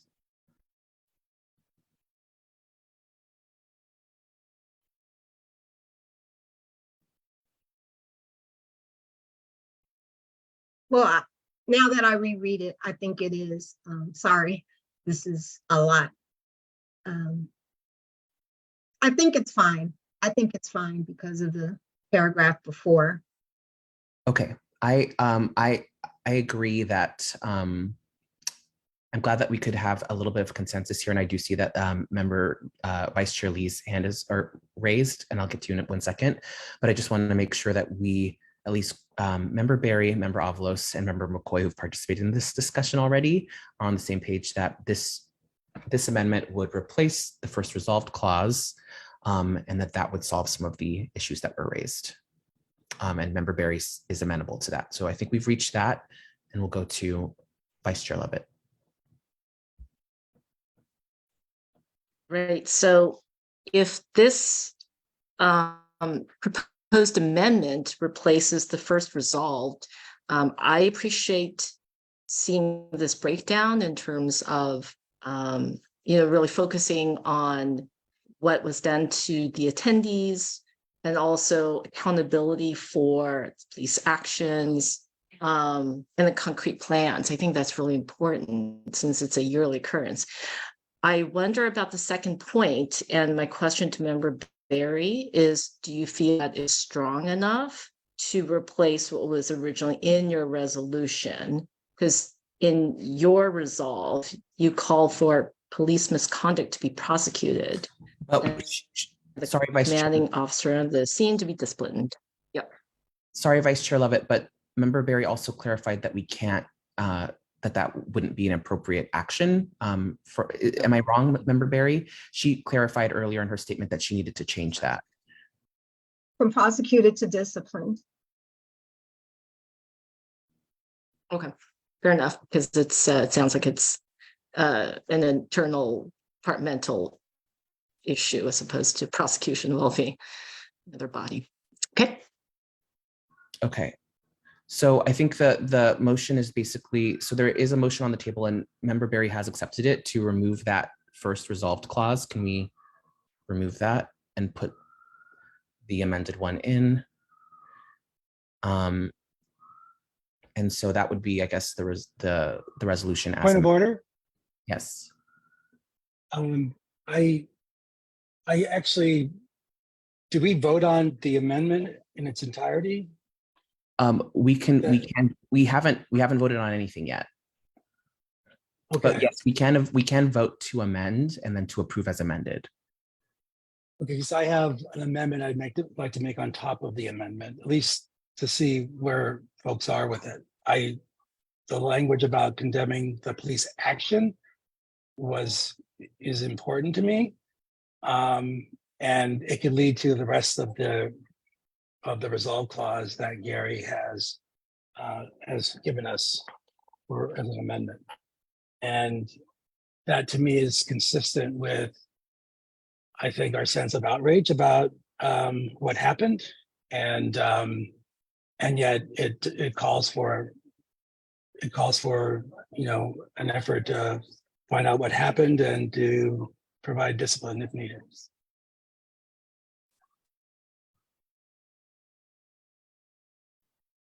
So Okay. a motion to add that in front of the new resolve, the beginning of the new resolve. I would second that if that is a motion on the floor. Okay, so we have, can we stop sharing screen? It's very distracting while we do that edit. So we have a motion to, I guess, was there ever a motion made first to have this amendment? I don't think that we actually did a formal motion for that. I think it was just a friendly amendment that Member Berry seemed to be fine with. Okay, but I think we still, Member Berry? Through the chair to Member Avalos, I 100% get the wanting to keep the word condemned, but I'm confused on the logic of if we want officers to have their due process and we are condemning the action, are we saying we are condemning them without their due process, or we're pissed off at what they did and we've seen enough information?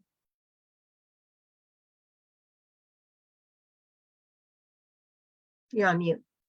Through the chair. I think based on what we've seen and what you've experienced and what you explained about how young people were kettled and brutalized, and their parents were, worried, and there was just an over heavy-handed approach. We all saw that happened, and if we're making a statement that we don't agree with that level of police force to, resolve an incident that like what happened that day. And so to me, that's a different statement that expresses our outrage about what we saw or experienced or saw secondhand, and we want something to be done about it. We want the police to be held accountable. I'm okay with the rest of it. I don't think it negates any of that. And I think it's possible to condemn the action, and it's not actually causing anyone to be held accountable just by condemning an action. So I think it needs to have the second part of it, and I think it's consistent with the outrage that we're expressing by condemning. Member McCoy. I'm sorry, Mr. McCoy.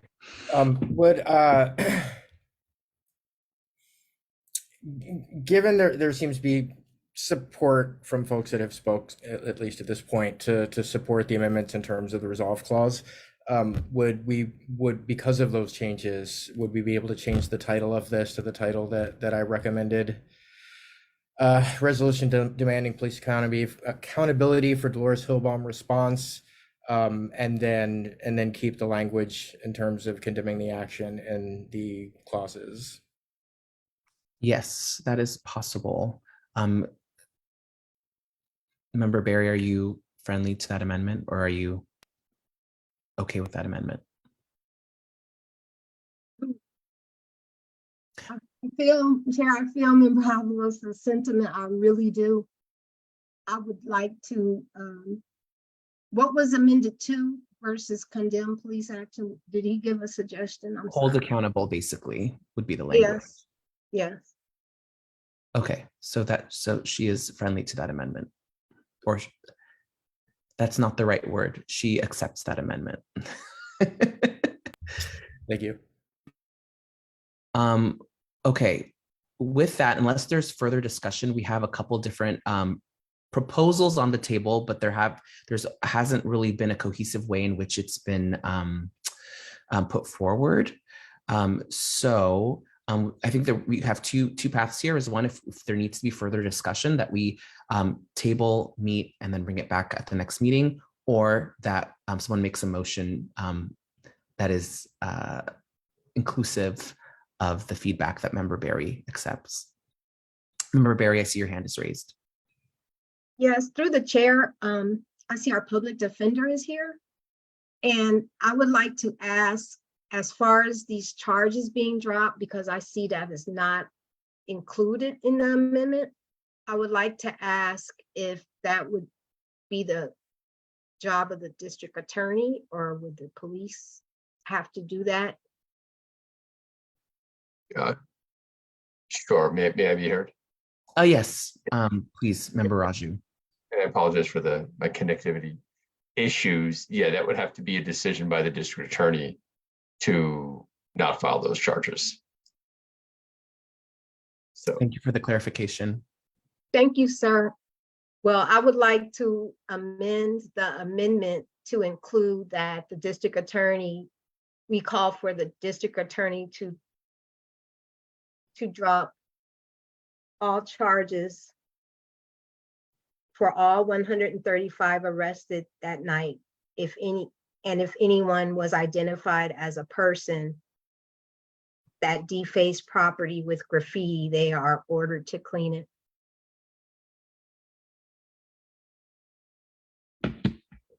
Okay. So you accept Mr. McCoy's amendments with that one additional amendment added? Okay. Yes. Can we have a motion? Is that a motion that you're making, Member Barry? Yes, Chair. All right. Is there, and this includes also the title change, correct? Yes, Chair. All right. Is there a second? Second. Second by Member Galata. Okay. All those in favor say aye. Aye. Aye. Aye. Aye. Any opposed, nay? Chairman Hockney, could you please display the amended text to us before we vote on it? This is, I'm sorry, this is just to do the amendment, not to approve approve the resolution, but would you like to see that? Yes, please. Okay.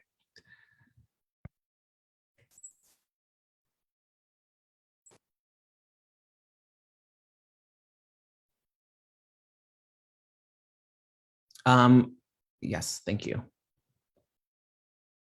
And then down to the resolved.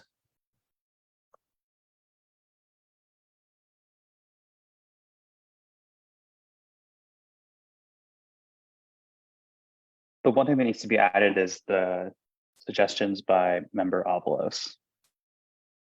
That I don't believe that was I don't know that that was a part of the amendment.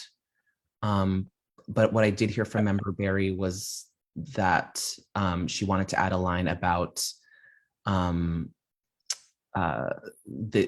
arrests, the 135 arrests, and that people be, I believe, required, those who are guilty be required to clean it up. Was my understanding of Member Barry's amendments. Is that correct, Member Barry? Yes, I'm putting it in the chat now. Okay.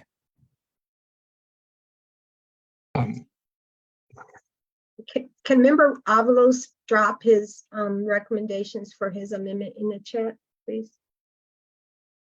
I did. Do you see them? My amendment should be added to the beginning of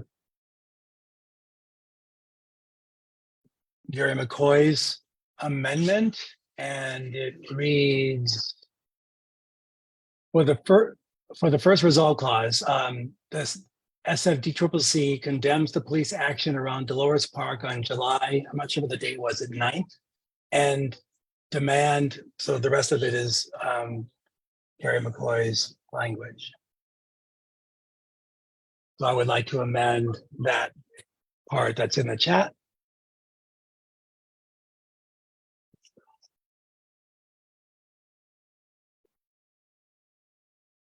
I'm sorry, it's where? Is it what's highlighted? Correct. It's now, yeah. Was that the right date though? I'm just looking at 8th. I'll it was change the that. 8th. Thank you.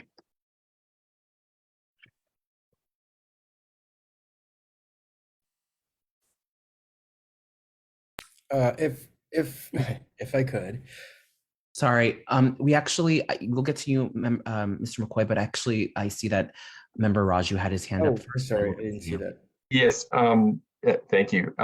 Things moved so quickly in the last few minutes. I think I'm a little uncomfortable with us asking or proposing sentences for anyone who might be deemed guilty before they protected their due process rights. So I think if this is a resolution focused on the police overreach in this case, I think we should focus on that rather than proposing wrapped up into this particular sentences for certain individuals who may or may not be charged. I just think that's reaching into an area where I don't feel comfortable, and I think it's going away from what the purpose of this was.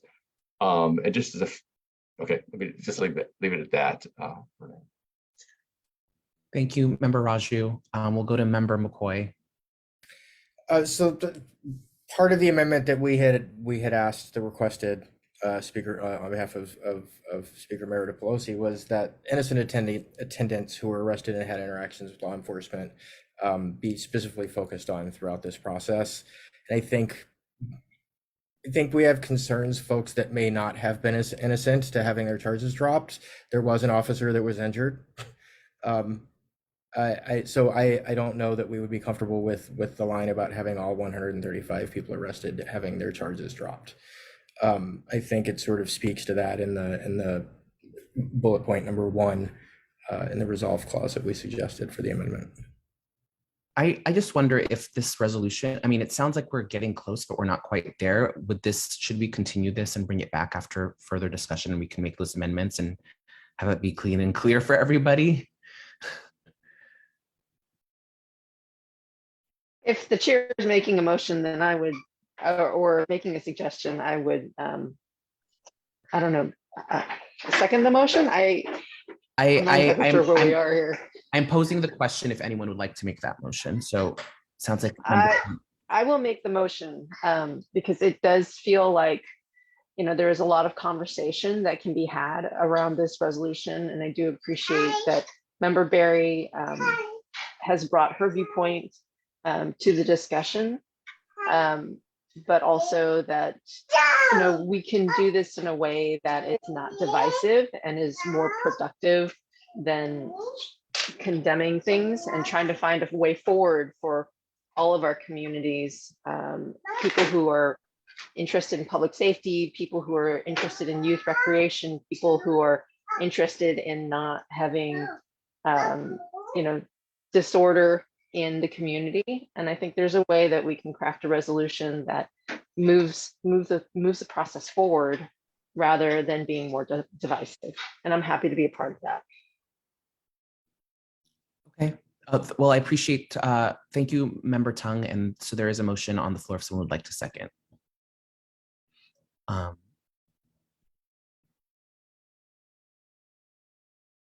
do not see a second. Yeah, I'm against continuing this because of the urgency and the concern that I'm not sure if Member Tung still works in the district attorney's office, but if we continue this for another month, the harm that can happen in day-to-day court process in the meantime, this is an urgent matter for these youth, because an arrest affects folks going to schools, applications, it affects housing, and it also affects mental health, as well as job applications. So this is an urgent matter, and I'm apologize this has gone on this long, but so we stand up for folks' rights, immigrant rights, LGBTQ rights, you name it, Asian hate, whatnot. We need to stand up for these youth, because a lot of youth are getting hell at home, in their own home with their parents and whatnot. This is the least we could do, is spend this time and then move on to next month, whatever hot button issue we have. All right. Well, I appreciate that, Member Barry. I think most of us are all on the same page in terms of, making sure that we support the youth and, getting this into a place where it can pass. But it just seems like there's a lot of discussion from all over, on all sides of the spectrum. But I understand you wanting to get it done today. So we have Member Raju on stack, and then I guess we can maybe try once more to just get to a final version that we can vote on, and then we can have a motion to amend that version in that way, and then see who votes in support of it. In all due respect to Member Raju, through the chair, I put an amendment to the sentencing, taking out the sentencing in the chat, and also saying all charges dropped for the 135 arrested that were not charged with graffiti assault and assault, to separate those addressed by Speaker Pelosi's proxy, Gary McCoy. Okay, I do think that looks good, and that seems to address most people's issues with it. So thank you for that, Member Barry. Can we bring, let's go to Member Raju. Okay, well, thank you for that amendment. And I just want to, just before we take a vote, to just put out a comment or a question, which is that should pose some reflection on what if, instead of a call and 80 somewhat police officers and SWAT gear had come out there had been a call to 3 or 4 youth workers. I know a lot of talented ones in the city, and I honestly think that if 3 or 4 of them were there, this could have happened. No one would have been injured. A lot of this could have controlled. A lot of the things that we saw that happened after the police arrived would not have happened at all. And I just pose that sometimes when we're talking about, condemning certain actions, we don't think about alternatives. And I just wanted for us to reflect on that. And there could have been a much more thoughtful way of dealing with any potential issues here. Thank you, Member Raju. I 100% agree. I mean, I think for me, the real concern is that it was definitely mishandled, and that it could have been done much better. People could have been contacted, as you said, ahead of time. The area could have been, they could have put barriers up in a way, or staffed it in a way to prevent people from congregating. I mean, it could have been done very, very differently, and it was not. So I do think that there was, in my mind, there's no doubt there was, I think, a failure on the behalf of SFPD to do this in a way that would cause the least amount of harm, especially to our young people. So thank you for voicing that. I believe we don't have any other hands raised, although Member Raju, your hand is still raised. So can we bring forward the resolution again on our screens, in a shared screen? And if we can add the language that Member Barry has put in there in the chat.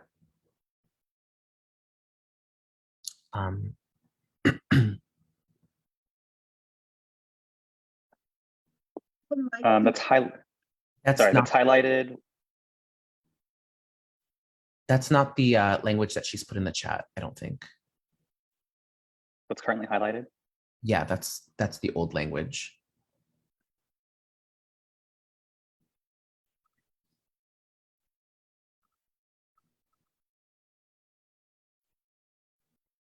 There you go. Great. And where would that go? That would around Dolores Park on July 8th, and a call to action, not a mean call to action.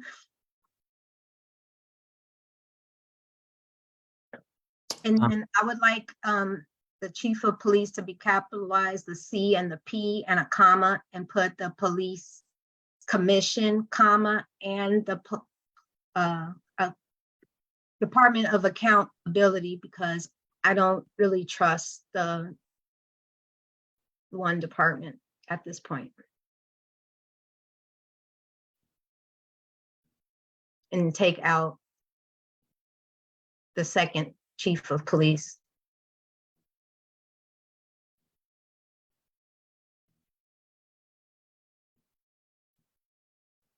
Demands a call to action from the. Oh, July 8th demands a call to action, not and. Is that what you mean?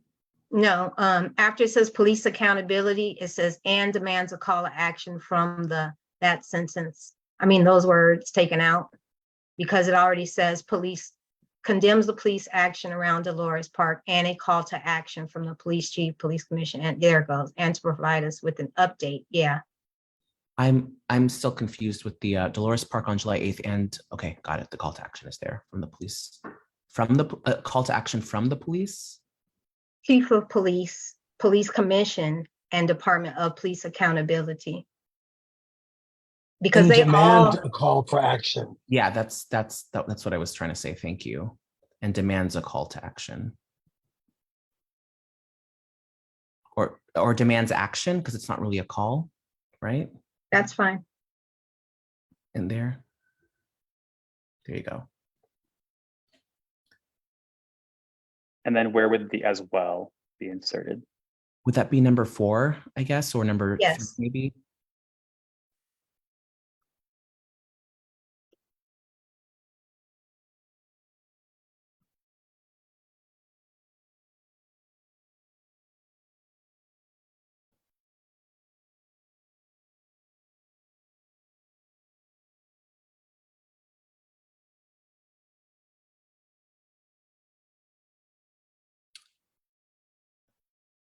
Okay, can we just read the resolved clause? Or I can read it. So currently it reads resolved. It should say that the San Francisco Democratic Party condemns the police action around Dolores Park on July 8th and demands action from the Chief of Police, Police Commission, and Department of Police Accountability to provide, so take out the and, to provide, and can we remove us and just to provide an update, us with, to provide an update answering the following questions regarding reforms and accountability related to the Dolores Hill bomb incident, specifically focused on the innocent attendants who were arrested and had interactions with law enforcement, misconduct or inappropriate behaviors from the department and officers present on that day. Remove that and. Concrete plans to ensure that this does not happen again, as well as all charges dropped for all 135 arrested that night that were not charged with graffiti or assault. I don't think it should be number 4 now. I think it should be after the colon, the next, like a new sentence. Where is that? I don't know how to say it. Continued from the beginning, but underneath number 3, but a new sentence, not number 4, a new sentence. Oh, and Yes. just have it say. As well as all charges be dropped. And as well as the district attorney drop all charges for the 135 arrests that were not charged with graffiti or assault. And then in the further resolve that a copy goes as well to the district attorney's office. Yeah, that's already in there, I think. No, it's not. Oh, yes, it is. Sorry, excuse me. And then the number 1 to change it to the attendants who are innocent of graffiti and assault.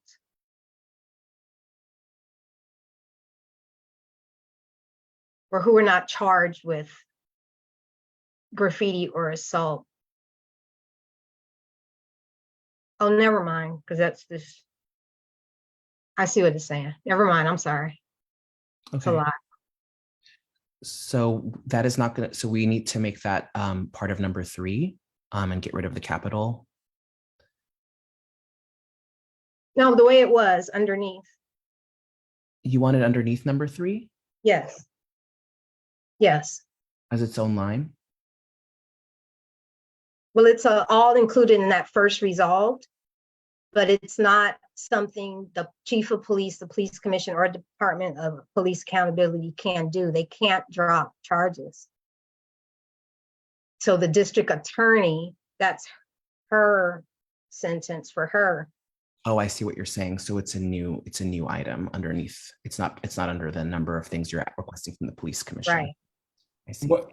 What, well, just for formatting, what if that went in the further resolve clause after the first sentence, but before the last sentence?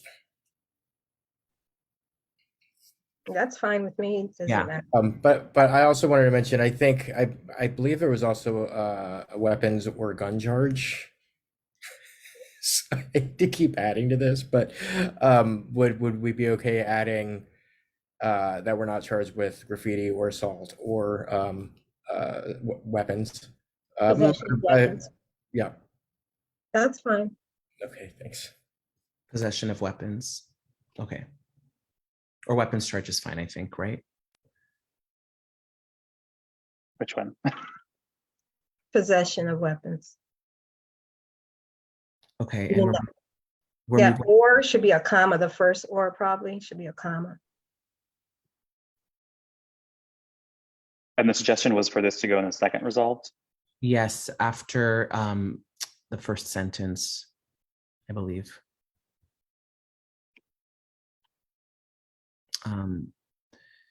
And I think we can we can work on some of the formatting in a second, but let's just get the form. The one question that I have with this, and I'm sorry if this is nitpicky, but there aren't really any questions here, and it says to provide an update answering the following questions. I don't know. Maybe an update on the following items. Following items, okay. And then member Raju's had his hand raised. I'm sorry, it's the third line of the end of the third line of the resolve clause. Following questions, so following items. Yeah, yes, I just wanted to make it clear that I know this body is calling for the charges to be dropped for all those who were arrested where nothing was charged, but to be clear, and as the public defender, we're going to be protecting the rights of everyone who was charged. And I personally have represented many people as in my office who were charged who were found not guilty. So I just want to make that clear that although this resolution isn't asking for that, that certainly anyone who's charged that our office is representing will be defending them zealously as we always do. Thank you, Member Raju.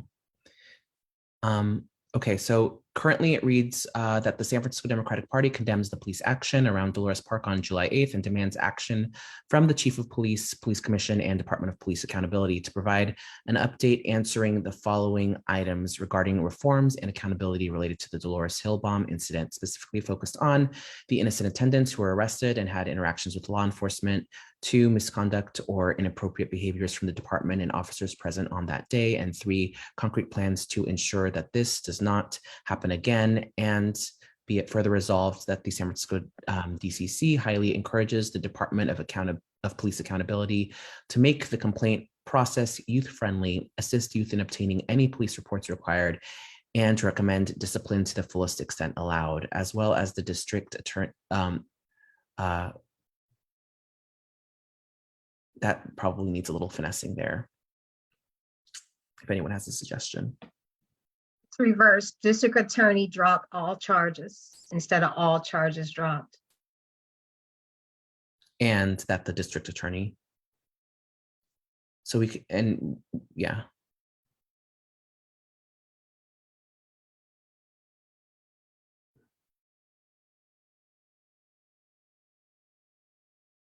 And that the copy also be sent to the police commission, San Francisco Police Commission. And Moises, I'll let you finish typing. I just have one minor promise. It's my last word to add. Go for it.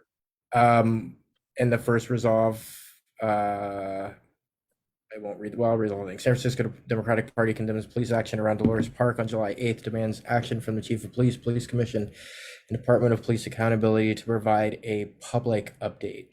If we could just add the word public.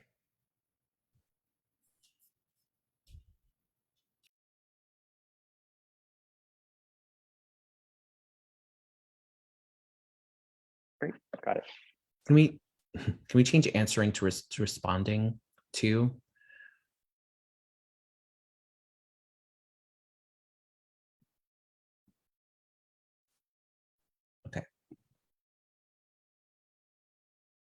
I don't think we need to read this again, do we?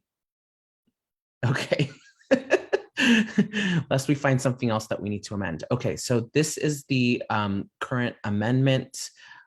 Just once again, can we have a motion to amend this resolution as written? So moved. Moved by member Galata. Is there a second? Second. Seconded by member Lovett. Can we do this by acclamation? All those in favor to amend the item, say aye. Aye. Aye. Any opposed to the amendments? Any abstentions on the amendments? Lawson would like to abstain. Member Tongue. Okay, if you would like to abstain, if you can type it into the chat, that would be great, just to make sure that we get that down. With that, the amendment passes. Is there a motion to approve the agenda item as amended? Motion to approve. Thank you, Mr. McCoy. Is there a second to approve? Second. Second. Seconded by Vice Chair Galata. I believe we can do this by acclamation. All those in favor say aye. Aye. Aye. Any opposed, nay. Nay. Member Tongue. Member Tongue, nay. Any abstentions? Member Mandelman abstains. Kunalakis abstains. Feinstein and Kunalakis. Okay. Fionamar abstains. And member And Loftus. and Loftus abstains as well. Thank you. If you can just make sure to put those in the chat, that would be great. So you'd probably have to do it twice. This is again just for note keeping sake, since I believe recording secretary Lee had to hop out. If you could just do it twice so that we know that you abstained for the amendment and also for the passing of the resolution. Thank you very much. And congratulations, Member Barry. Your resolution has passed as amended. I see Mr. Ochoa has his hand raised. Yes, just really quickly, thank you for everyone for passing that amendment. And I just wanted to thank you, Member Barry, for writing that. As a youth, I'm 24 years old. I watched as that was happening, and it's the biggest police response I've ever seen in the 7 years I've lived in San Francisco. So I just want to say that this resolution makes folks feel seen, makes youth feel seen and heard, because we oftentimes don't have representation. So I just want to thank you for that, and all the work that, the sausage being made. We love to see it, but thank you, everyone. Thank you, Mr. Ochoa. We'll now move on to our next agenda item. And I also just want to say thank you to everyone for having a civil conversation and being able to work together to amend this resolution. So I appreciate, even though it was a little bit of a lengthy process, I do appreciate the process. So thank you. We'll now move on to item number 8, which is a resolution to build safeguards into the deployment of driverless autonomous vehicles and protect workers in disrupted industries. That is quite a long title. Thank you so much, Vice Chair Levitt. Can we have a motion from the body to consider this item?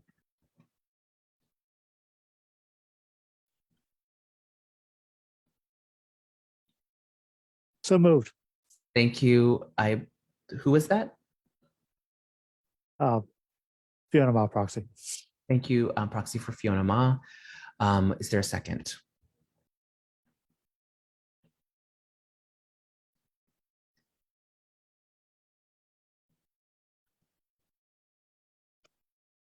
I know we're all I tied. second. Thank you. Who was that? Peraza Jupiter. Oh, thank you. Thank you, Member Peraza. We'll now move on to, I'm sorry, Vice Chair Levitt, the floor is yours. Thank you. And just want to acknowledge everyone's stamina. And if you've had a long, grueling day, take a mental stretch break here. So this resolution brings 2 issues at stake with driverless autonomous vehicles. One is public safety, And the other is the impact on jobs that really impact a lot of blue collar workers and BIPOC communities. You can read the resolution. I just really want to point out that the SFMTA and city leaders have come together, and not always allies amongst the city leaders, but I think we've seen a concerted effort to point out that with the impending vote at the California Public Utilities Commission to just sort of give 24/7 license for robotaxis to not just roam the streets, but to start charging for their driverless services, we as a city are really asking to step back and look at the impacts of these AI technologies, right? AI is the big thing. I just see all these billboards downtown as I'm sort of driving around, and the concerns are real. I sort of won't go into all the incidents, because I think a lot of the social media starts to focus on this is what we saw when an autonomous vehicle was stuck in the middle of the road, and there are many documented incidents. MTA has documented like 3 times more incidents in the recent months than earlier in the year. The important thing is that we have a process in the state of California that provides guardrails as these technologies are being deployed. So I want to point out to something in the May SFMTA letter that is a response, and in some ways a challenge to this resolution to issue a blank check. Says, pointing to DMV approvals, the draft resolution suggests that the commission lacks power to address the hazards that arise from the current driverless performance level, and instead notes the need for future rulemaking. So it's important that we have data. The data is not adequate right now. There's the vehicle miles driven. And when you actually, that letter points out that when you actually sort of break down amongst the miles that are submitted and what that means for crews in this case, as to how many accidents they would have, this would be of equivalent if you had a collision from this car for every 17,000 miles driven. That would be like having a human driver have a collision once a year. So right now we need more data to really see what are the impacts, but also to run scenarios and perhaps simulations to see what would happen if you really had a scaling up of driverless autonomous vehicles amidst the landscape of still a lot of drivers on the road. And we need to ask questions. How does that actually impact the behaviors of the human drivers that are out there and reduce those accidents? So I think it's really important to ask these questions when you start to see these op-eds from the Waymo and the Cruise and all those companies saying like, this is great. We just need to deploy this technology and not have the guardrails that our public institutions are providing. That those guardrails also include data. And San Francisco has been the guinea pig for not just the testing, but for the last 10 years of deployment around cars in the ride-hailing space. There has been research that documented in 2019 that there really was a huge impact to congestion in the city. So we need to think about the larger impacts beyond just, are we having more safety overall on the streets? But what does it mean when you start to roll out these kind of vehicles en masse? What's really critical is the workforce, because you're seeing that we disrupted the whole taxi industry, right? And yes, some people are like, fine, we never cared for those taxis. There have been, just a lot of folks who bought expensive medallions, $200,000 worth of medallions. And you could argue about all of that, but the fact was a whole industry of, folks who had steady jobs, more or less, got disrupted by the gig economy. And now with driverless robotaxis and also driverless trucks. You're seeing kind of that next wave of disruption. And tech disruption, as we've seen, isn't always good. Tech has not loved its back in this big sort of contraction that we've seen economically. So how do we put those guardrails when it comes to autonomous vehicles and AI technology? That's what we're talking about when I refer to the tech industry here. I think that the final point is that we really need to build in more safeguards through legislation such as Assembly Bill 316. And in that case, it's really calling on, it's requiring that any trucks that are over 10,000 pounds would have a safety driver there. So imagine these, vehicles barreling down our highways. And even though things are less chaotic than our city streets, you are dealing with a lot of potential consequences if you have something that goes wrong. And when it's operator error, it's that much greater dealing with these vehicles. You're also talking about, again, a workforce that would just be disrupted. And there's a lot more that we could say about these things, but I want to thank building trades for actually reaching out. And guess what? I have some friendly amendments, and I think these are way simpler. I'm not sure if we need to put these on the screen, but these were sent around early this afternoon to the members. So let me just read the second whereas, because that's where the amendments show up, and I'll just kind of highlight the two phrases that are added, essentially saying, let's have some more detail about what happened with the taxi drivers, and also how do we have more comprehensive regulation. So let me just read the whereas. Whereas the tech industry has already caused disruption with ride-hailing services in the past decade and a half, displacing a workforce of taxi drivers, largely immigrants and POC, as well as creating a largely exploited class of gig workers who drive for Uber and Lyft, who could subsequently be displaced by, and here's the change, a robotaxi market led by Waymo and Cruise, where comprehensive regulations are missing. So end of the change. In an industry that has escaped adequate scrutiny on the impacts to transportation options, including public transit, traffic congestion, workforce disruptions. Another change, shifting jobs to the gig economy while saddling taxi drivers with debt from medallions. End of that change. And public safety, with a checkered history, including Uber's pilot of autonomous vehicles, et cetera, happened in 2016. So hopefully this is a bit more straightforward. And I'll hand it back to you, Chair, if there's a motion to make those amendments. Sorry. No worries. Big bug above me that somehow flew in the window. Vice Chair Levitt, thank you so much for bringing this forward. And I just want to clarify earlier when I was thinking you after stumbling over your the title that was not meant to be shade. I actually really appreciate you bringing this forward, and I think that this conversation and this resolution is really thoughtful. I did want to provide a little bit of comment on this item. One is that, first of all, just in response to the taxi portion, my father was a taxi driver. He drove for Yellow Cab for 30 years. And we were one of those families with a medallion. And unfortunately, right before my dad passed, he, tried to give it back to the city. But at that time, there was already a backlog, and then he passed away.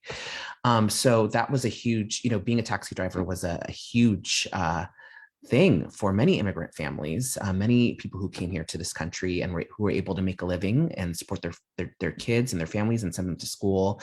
And, that security was taken away from them. And, yes, Uber and Lyft have come in and people are driving for that now. I think you can say a whole bunch of things about that. But one thing is that now even those folks are again going to be displaced. And that's not even talking about the many, many people across this country who are truck drivers, who are long distance truck drivers and support their families in that way. And again, another working class job that has allowed people to support their families that could potentially be taken away. Now, I personally do not think that tech is bad or that even that AI is inherently bad. I think that there are ways in which we can use it, and that we should explore it and develop it as a society and move forward as a society. But I think we also need to get better at thinking about the impacts. And if we are going to be moving towards autonomous vehicles or whatever, and autonomous machines kind of taking over, then we have to revisit what are we doing. What does our working class look like? And how do we continue to have a working class? Or do we have to rethink our whole system? Because what we are seeing is that there's more and more of a division between the 1% and then everyone else, and everyone else is getting poorer while the 1% is getting richer. And that is creating a dystopian society more than anything else can. And so we have to be, I think, really thoughtful about the ways in which we move forward. And so I think that this resolution really speaks to that. It's not about stopping anything, but it is about making sure that we are being thoughtful. And so I really appreciate you bringing this forward. So thank you. Is there a motion? Is there a motion to amend the resolution or to approve the amendments as introduced by Vice Chair Lovett? So moved. I believe that was Member Avalos. Is there a second? Second. And who was that? McCoy. Thank you, Mr. Speaker McCoy. vote, sorry. Thank you very much. I believe we can do this by acclamation. All those in favor of amending the resolution as stated, say aye. Aye. Aye. Aye. Any opposed, nay? Any abstentions? Okay, the amendment is approved. Is there now a motion to approve the resolution? So moved. I believe that was Member Avalos. Second. And the second by, was it Member Barry? Yeah. All right, thank you very much. All those in favor say aye. Aye. Aye. Aye. Aye. Any opposed, nay? Member Tongue abstains. Member Tongue abstains. Member Koulakis abstains as well. Member Kounalakis abstains.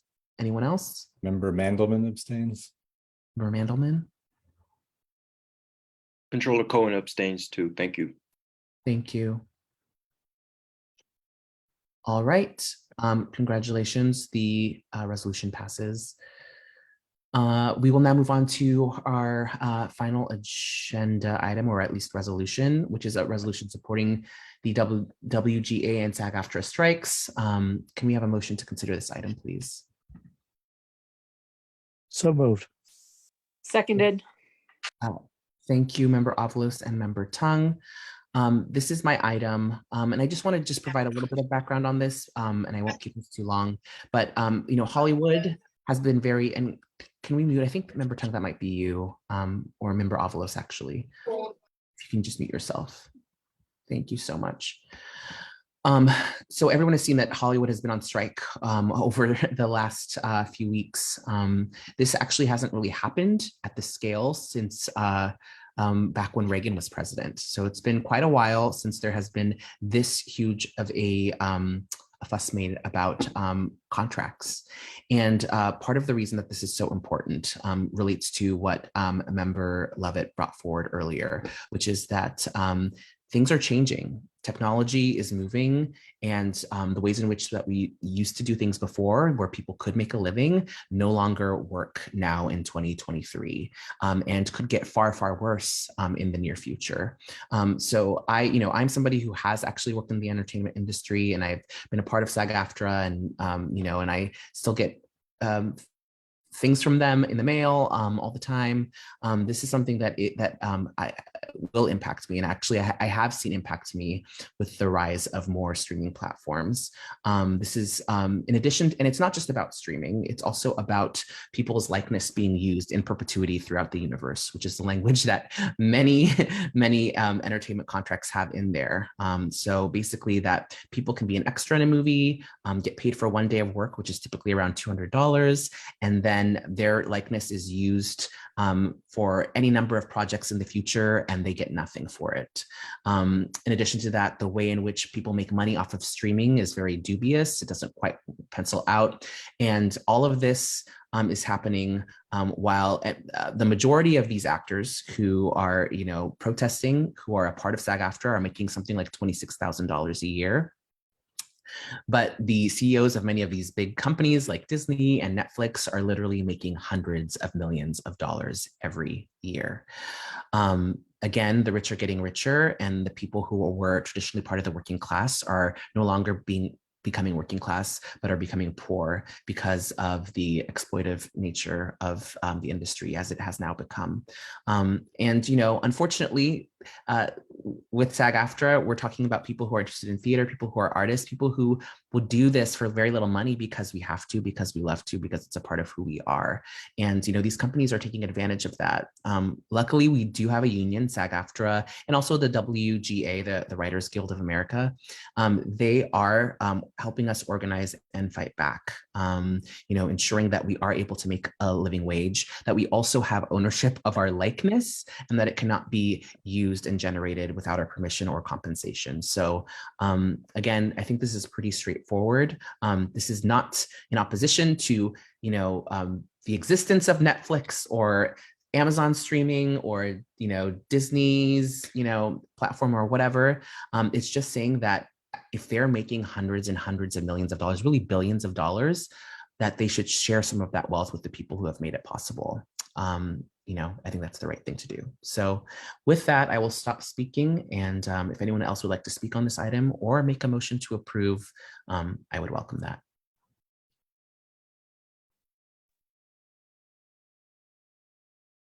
Lieutenant Governor Koulakis moves to approve. Thank you very much. Member Barry? I wanted to say I drove by the strike in Hollywood the other day, and it was beautiful to see all the people in support of the Actors Guild and the writers and whatnot. And I think it's just disgusting how people make so much money and don't want to pay the people that help them get there. So thank you. Thank you, Member Barry. We have Lieutenant Governor Koulakis who has made a motion. Is there a second? I think my leash is long enough to second. Member Mandelman has seconded. With that, all those in favor say aye. Aye. Aye. Aye. Aye. Any opposed? Nay. Any abstentions? Abstain. Feinstein abstains. All right, thank you very much, colleagues. The resolution passes. We'll now move on to item number 10, which is new business. Is there any new business that folks would like to report at this time?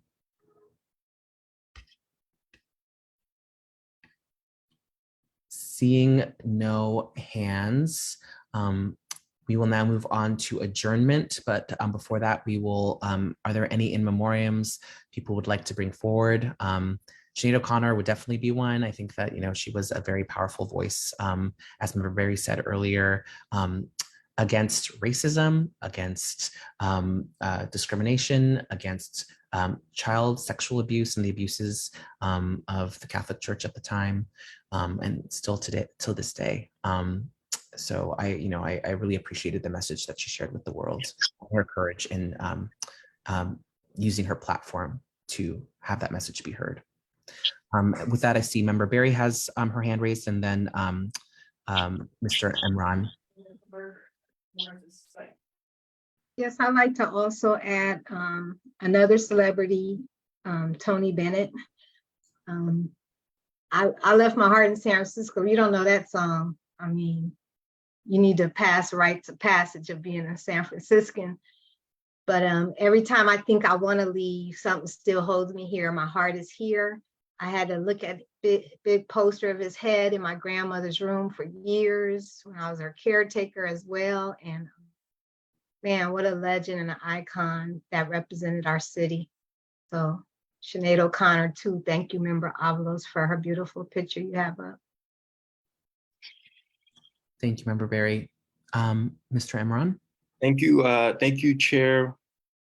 Ms. Barry, you beat me to it. I also wanted to just rest in peace to Tony Bennett, a real true legend. I think he almost made it to 96 years old. It was going to be his birthday in a few weeks. So thank you. Mr. Lyons. I just want to say that I want to give honor to Larry Griffin, who lost his life, unfortunately, unexpectedly on July 5th, a longtime labor leader in my own personal union, IFPT Local 21. And his loss has already been and will long be felt in the labor community, especially here in San Francisco. Thank you so much, Mr. Lyons. Member Barry. Chair, I don't know her last name. Her first name is Joyce. I think you might know who she is. They gave honor to her yesterday at the Board of Supervisors. She was a Filipina. Who I haven't heard about this. I wish I knew her last name. But she helped support a lot of rights to Filipinos in D6. And Her last name was Manalo. Thank you. Thank you so much. Thanks for uplifting that. We will now, I believe it's Joyce Manalo, Tony Bennett. Mr. Lyons, who was the person that you named again? Larry Griffin. Larry Griffin and Sinead O'Connor. In their names, we will adjourn this meeting. Thank you so much, everybody, and have a good rest of your night.